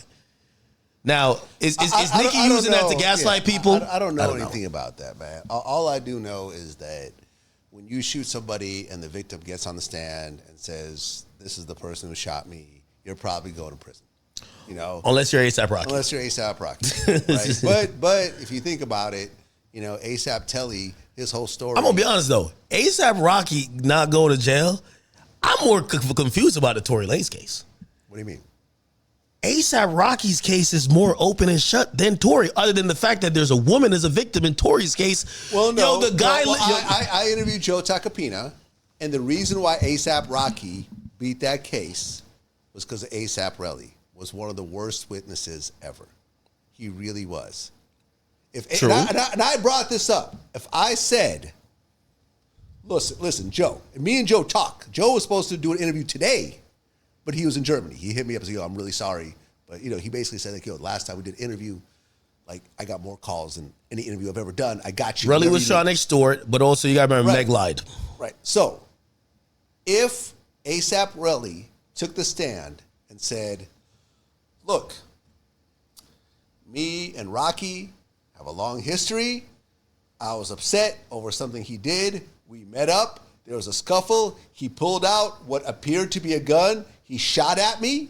I was scared for my life. I fell on the ground. I scratched my knuckles. I didn't feel the bullets whizzing by me. I didn't get shot. But from my point of view, it looked like a real gun. It made a bang sound. And I hit the ground. And this is why I'm sitting here testifying. Rocky probably would have went to prison. But you got this guy saying, hey, I went back and I found the shell casings, even though cops were there for hours, they couldn't find anything. And have you ever gone to a gun range? Never. But then there's footage of him going to the gun range. And then there's the extortion part. And then there's this and there's all of that. ASAP Relly lost that case all by himself. The only thing that Megan really lied about lied all throughout. was sleeping. No. She said that she didn't sleep with Tory when she was doing Gayle King, but you're not under oath when you're doing that. Not true. She told the investigators on the scene who pulled her over, I stepped on glass. She didn't say till weeks later, he shot me. So you were seeing some of the same stuff here. She stepped on glass, but then ultimately they found bullet fragments in her foot. The first doctor felt it was consistent. The second doctor, who was more of a chiropractor, they found the bullet fragments. What I'm saying, her story isn't the most like black and white. I think when you get a woman up there crying and being like, that nigga shot me, that shit will play. This is why you don't want to go to trial with no woman up there crying. Exactly. That's why I thought Diddy was cooked. Cassie over here holding her belly like, yo, he had me doing freak offs. I thought Diddy was cooked. I personally think that there was a fight over the gun between Kelsey and Tory, and I think that both of them possibly shot the gun. I don't think they were trying to kill Megan. I think that they were angry, and there was a gun, and when you have a gun, and you're angry, and everyone's drunk, and I've seen drunk people, men and women, do the stupidest shit you could possibly imagine in the moment, and then the next morning go, oh, I didn't realize I did that. Yeah, I was drunk. I'm sorry. You know, you have a bunch of drunk people playing with guns. Guns go off. I think Tory was involved, saying, I dropped the gun and it went off twice. Yo, and here's the difference with That's Tory's defense. And he hit her arm. He hit Kelsey's arm and the gun fell and it went off twice. And then you're apologizing to the shooter on a jail call. And like, I don't listen, there's so many. Here's the difference. Here's the difference with A$AP Rocky's When I was saying Tory's going to go to jail and he DM'd me, he was like, yo, man, I know, what do you know? What do you know? I said, you're going to go to jail because the evidence is clear here. And I was right. I didn't have anything against Tory. Do I dislike Tory? No, I do not. No, I do not. In fact, when he gets out, I'd love to do an interview with him. Hey. I have nothing against him. I did not do anything to hurt his case on any level, but I just said, I predict in the same way I predicted how the Diddy trial will end, I successfully predicted the way the Tory trial. Remember? You interviewed me during that time. Did I say he was going to jail? Yeah, but many people did. Right. Like, I mean, most people are saying he's not. No, the people. Most of my fans were saying he's not. But those people also still believe he's innocent. Right. So here's the thing. If there wasn't ASAP and ASAP, was it Twiz? I can't even remember these guys' names. Yeah. They stayed on. They followed the money. No, they followed the money. They said it was a starter If pistol. I told Joe I don't believe the starter pistol defense. I told him that. Come on. But I'm happy that he won. And also, the person up there in the apartment didn't see it. There was no line of sight. He didn't see the shot. And you have one of the biggest celebrities on the planet, Rihanna, sitting there in the front row, and the jury was just sitting there like, oh my God, that's Rihanna. And apparently the judge compliments her. Right, exactly. And I'm sure half the jury was fans of Rihanna and probably they had a 25-minute conversation whether they were going to refer to her as his wife or his girlfriend, right, or baby mother, whatever. Exactly. That's all you need to know. That's what I'm saying. This is why Kanye showed up to Diddy's trial. And you got to shake shit up sometimes. Yeah, Joe's a great lawyer, and remember Joe's an amazing lawyer. Yeah, and remember Tory's original lawyer, the black female lawyer, didn't want to do his case. Well, he had to get a last minute lawyer. No. She did want to do the case, but she told him to take the plea because the idea that he wanted to possibly either take the stand or take it to trial, she said it would never work. Right. She said mock trials weren't going good, and she doesn't feel comfortable putting him up there. And the only irony about that, right after she gets off the case, she goes and produces a whole TV show and scores it with all Jay-Z songs. That's what's crazy. I'm going to tell you this. Listen, to everyone who's Free Tory, man. Everyone who's watching this right now, this is something I had to learn myself over time. This is something I had to learn. At some point, a lot of the people who's watching this, may have to deal with some court type stuff, whether it's, a criminal case, a family case, a civil case, whatever else. Get the best lawyer you could afford, and then listen to your lawyer. And I've caught myself trying to do this also, and I had to catch myself. Far too often, you'll tell a lawyer, I know what's going to happen. We're going to do it this way. And a lawyer will ultimately say, okay, we'll go with your way, or they'll say we quit. But you really should listen to your lawyer. I remember all the times I've argued with my lawyers and said, no, we're going to do this instead. And they're like, okay, fine. You want to do it? Fine. We'll do this. Fine. Whatever. I'm like, okay, fine. We'll do it your way. And then I've always found that their way always works better. I got lawyers right now who, someone that Drew Finling referred to me that I'm dealing with a case right now. She has 35 years of experience. Civil? Yeah. So I argued with her. And I'm arguing with someone who has 35 years of experience. I have 0 years of experience. I don't have a law degree. I've only done a few court cases, whatever. She's telling me to do it this way, but she's like, fine, if you want to do it this way, we'll do it that way. And I'm like, fine, we'll do it your way. And ultimately it worked out by doing it her way because she knows what the hell she's doing. And a lot of times with people like Tory, they get so pumped up by their own ego and their fans and the internet, because everyone on the internet, listen, you know how many polls I did? Will Tory be found out guilty? All the polls said that he will be found out guilty. He was found guilty. So he should have listened to his original lawyer. Instead, he wouldn't listen to his lawyer, got a new lawyer that would agree with him, because that new lawyer wants to check. You'll always find a lawyer to agree with you. And they're usually not the best lawyers. You think, That was Jose Baez. Well, that's later. That's for the appeal. Jose Baez was not his lawyer during that trial. That was George Medeshvin. Who the hell is that? Not one of the top guys. So you have a problem with Tory, and he's sitting there aggravating the situation. He's poking the bear and making songs about her and everything else like that. He did a lot of shit that you just shouldn't do because he let the fans and the internet pump his head up. Shut the fuck up. Listen to your lawyer. Every time I've not listened to my lawyer, I've had to pay the price. He's at the last step with oral arguments coming up on the 18th, I think. Yeah, so he has two appeals in. One's a writ of habeas corpus, and then the other one is an appeal for a new trial. Mm-hmm. And oral arguments is coming up. Again, I honestly don't think either or is going to be successcul. Because all the arguments... And I've said, listen, if Tory beats this case, I will come out and say, listen, I was wrong. Yeah, I'm going to be honest, so... I don't think he's going to beat his case, but if he does, then I'll say I'm wrong. The arguments that it'll matter. The arguments that they made on in the press conference, hey, we have a declaration by the driver. Y'all were offered to adjourn the trial that they could meet with the driver, the prosecution, and you could introduce him, and they said no. Exactly. His lawyer made that choice. Not his original lawyer.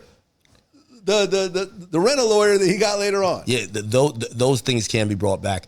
And then they're saying that, we heard from the bodyguard of Kelsey, she admitted it. Yeah. It just won't. Whatever. And I remember, I think it was Megan's lawyer, I think it was Alex Spiro maybe, that said, okay, so you're saying that he didn't shoot her because the gun went off, but then you're also saying she didn't get shot. Which one is it? You can't say you didn't shoot her, but also say that you can't have it both ways. You got to pick one. I agree with that in the court of a public opinion, but in court, Diddy didn't say, I didn't do this shit. Diddy just said, what y'all are saying is lies. I mean, the burden of proof isn't on you. Diddy for example, if all three of us get locked up and they said I shot the gun, I'm gonna have all type of defenses. There was no gunshot, or I'll be like, if it was shot, it wasn't me. Why it ain't him? Why it ain't him? So I just don't think any of these things will work. I don't think he's getting a pardon. No, he's not getting a pardon. He'd get a pardon from Newsom. Yeah, Gavin Newsom ain't doing that. He's not pardoning. So yeah, that's not going. I don't know. Like, you know, I speak to his team a lot. They're highly optimistic. They've even told me, Tory's his team. Yeah, they're like, yo, listen, you want to put a bet on it? I'm like, I don't know if y'all know something. I don't know, but you know, I don't think he's getting out. I don't think he's getting out either. And that's ultimately. And it pains me to say that because, you know, I like Tory, man. No, I don't have anything. People think I have something against Tory. I do not. Well, I don't think people think you have something against Tory. I think people think you have something, like there's certain people when they make a prediction or have an opinion, at any cost they want that opinion to be right.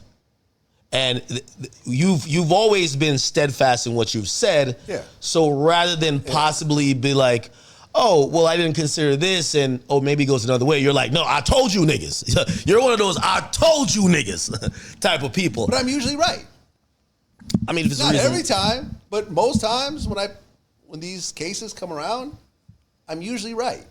Because I'm also not head in the clouds, starstruck, or whatever else. I'm looking at the actual evidence. I'm looking at how the jury will actually view it. I've been in courtrooms with juries. I've been through jury selection. I've been through. You weren't right with the A$AP Rocky one. You said that nigga should take the deal. He I did. spanked the shit out of that one. No, you're right. I was wrong in that. And by the way, I had the same opinion too. I thought he should take it. I thought he should take the deal, and I thought Taco Pina's just and I thought that the starter pistol defense I didn't think was that strong. But hey, I also didn't know that A$AP Rocky had all this nonsense associated with him.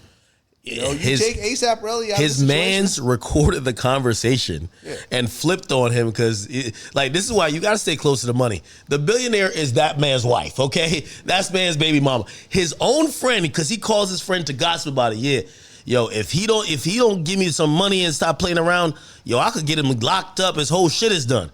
The friend records it and goes to A$AP Rocky's lawyer with it. Yo, that's crazy, man. Exactly, man. Exactly. So I didn't know some of that stuff. Yeah, they played the recording. Yeah, exactly. They played the recording in court, and I'm sitting there like, yo, his friend who recorded him, you could tell Rocky's going to give him a bag. When he took the stand, I've never seen a nigga ready to snitch like this. He crossed his leg like this. This is him on the stand. When a nigga go like this, crossing your leg on the stand, I know Rocky's giving him some bread.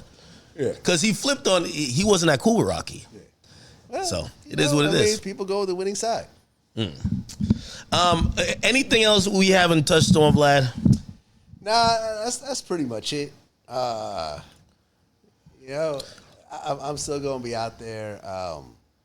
You know, I have various shows that are in various stages of pitching and stuff like that, but I don't know if any of those are actually going to come through because when it's out of my control, I don't like to really plan on it. I don't like to announce it or whatever else because it's not something that I could just greenlight myself. So ultimately, you know, there might be some cool stuff that comes out. Maybe, maybe not with some bigger companies, but really what I do is Vlad TV. And that's where my bread and butter is, and this is what I'm passionate about.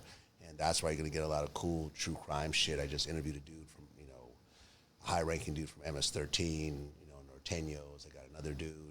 You know, like the true crime shit has always been something that I felt like I've really been good at. You know, like really getting these stories and getting the realism behind it. And I feel like a lot of dudes come to me. Like a lot of these stories sort of fall in my lap. I don't go out and look for these guys. They come to me. They want me, just like how Terrence Gangster Williams came to me first to tell his story first, and that turned into a whole career for him. You know, one of my successes was Terrence had this like arch enemy named Lil Diesel, and the two of them were shooting at each other, stabbing each other. Their friends are getting killed.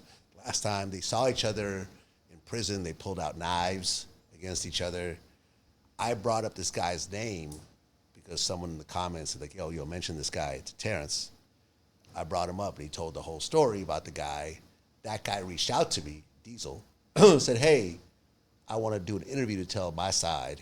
I said, are you willing to sit down with Gangster and do it together? He said, yeah. I called the Gangster. I said, yo, are you willing to sit down with him? He said, yeah. I said, all right, This is going to be calm. This is not going to be y'all two going to try to kill each other when you see each other. So I flew both of them into New York. This happened already? Yeah, this happened already. I flew both of them to New York. It's out? Yeah, it's been out. I had one of my active NYPD security guys there.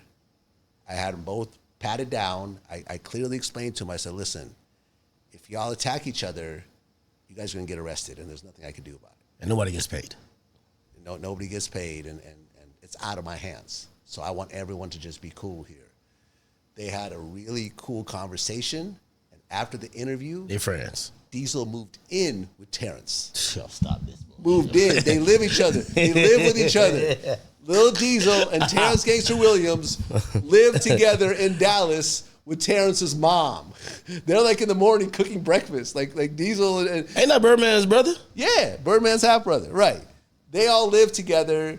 Terrence said, yo, come out here. You can live with me. I'll get you a car. I'll teach you how to use the internet. You know, there's some funny stories where it's like, you know, he don't know how to use a computer and so forth. He brought him. He flew him in to the last interview I did as well. They're like best friends now. They went from arch enemies to roommates and best friends. And this is something that I put together myself.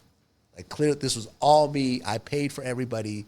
And this is to turn two guys that were really trying to kill, were actively trying to murder each other, to now being roommates and being best friends. Like, that to me is one of my accomplishments, man.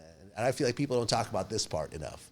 They always want to say, oh, Vlad did this and Vlad did that, but they don't talk about this type of shit. And this is something that really hits close to home because, you know, like, Gangster, he had done 25 years, 40 murders. He couldn't, you know, he had to go work for Tyson Chicken Plant. Like, you know. He kill people? Yeah. He was involved in 40 murders. And how the hell are you free? He cooperated on all those murders, but everyone he cooperated on was already dead. Oh, all his co-defendants, like the Hot Boys. Okay. The Hot Boys are all dead except for Terrence. So he cooperated, he got out, and because of that first interview, and this is something he says, he then started his YouTube channel, and now he makes over $100,000 a year out of his own house. Doesn't have to work, you know, at a regular job because he has to keep a job because he's still on parole. Now he has a career, and he helps support Diesel with that money. So it's just like these are the success stories. These are like me using my platform to give people new lives that people don't like to mention. So, you know, when the Herbo, you know, the Herbos would say, oh, Vlad should donate and stuff like that. They don't know about all the stuff that I've done behind the scenes to help out people that come from similar environments as himself, you know, that now are them type of niggas, successful. Man. Let me tell you this. They don't give a fuck unless you do something for them, man. Yo, I had rappers, like, they used to have a problem with me. They only had a problem with me until I posted them. They don't give a fuck about nothing else. Best friend. So, oh, man, listen, you know how many people love me after that Tony Busby shit? You know how much positive, like, you know how many phone calls I got from people and posts and DMs and so forth? Like, people were like, yo, oh, Vlad really on our side. He really fighting the good fight. You know, he really shutting down these dudes that are trying to tear down and extort black men. You know what I mean? Like, I was the only one with the balls enough to do that. That was a good look right there. That was a good look, Vlad. Thank you, man. I'm proud of that. Look. I'm proud of that. All right. You're still pushing the membership. Got some other stuff coming up. Yeah, the membership's still going strong. The Vlad TV YouTube Masterclass is still doing its thing. You know, we're still releasing videos around that. And, yeah, man, I'm just going to keep pushing the envelope and keep rocking out. I'm going to keep doing my interviews. No retirement? Nah, you told me not to retire. Come on, man, no retirement, man. Let me tell you, I would love to be 70 on the mic. Yeah, man, being number 6 on that list. Come on. I'm like the oldest person on that list. Were you top 5 before last year? No, I was 6 last year. Oh, yeah, you got to crack the top 5. The same number. Not only am I the oldest person on that list, but I'm also the only person that's not on camera that's on that list. How old is Elliot? Okay, yeah, Elliot Wilson's older than me. Yeah, you're right. He's older than me. But he's on camera. He's lower. But I'm the highest. You be on camera too, man. Sometimes, but not when I'm not on your own platform. Not on my own platform. Yeah. But, but in terms of where I am, I'm the oldest person at the highest, number on that list. And shout out to Elliot, man. He's been on my show. I fuck with Elliot. Elliot said very kind things about me, and I feel, I admire what he's done because I used to buy every XXL issue, when he was the editor in chief. You know what I'm saying? So, Yeah, man, we're gonna keep rocking out, keep pushing, and gonna keep being competitive. And we'll see. And next year we crack the top 5, man. Yeah, that's what it is. Yo, next year should be me, Joe. They gonna throw Castanat in there. Right. Vlad, I think Mac's still gonna be in there, but we'll see, man. Listen, for everybody who's watching, man, listen, I love sitting across from this guy right here. I've been on the show more than anyone else. That's a fact. Is that right? Yeah. We kind of trade appearances, so if you see me on Vlad TV, you'll then see Vlad on Off the Record. And we kind of just, we've always had a respectful, relationship. Facts. And, I like to just keep it going, man. Yeah. I love to see all my brothers doing good. And Vlad, Likewise. You're doing amazing. Thank you, man. Doing amazing, man. Yes, sir. All right, listen, until next time, you guys are going to see me on Vlad TV. You got to tell me, well, I'm not going to pass Boosie, but you got to tell me when because I think when I come on there, it's a little different energy. No, I think it does good, you right? run the numbers up. Absolutely. Okay, every good, time. That's why you're good. still on every time. Good, you know what I mean? Good. Wait, so the numbers are bad? You'll be like, no? Well, if the numbers keep going down, it just won't be as often. Oh, okay. I try to get you on as much as possible. All right. Anyway, the next time you guys will see me on Vlad's platform. He's gonna roll out 94 parts because we do like 3 hours. Right. And until then, man, I appreciate you guys checking out this conversation. When you kind of watch us, we give you kind of more of us on here is behind the scenes media stuff. Me on his platform is usually we're hitting topical shit, usually very current stuff at the time, and that's how he rolls it out. So I appreciate you guys tuning in.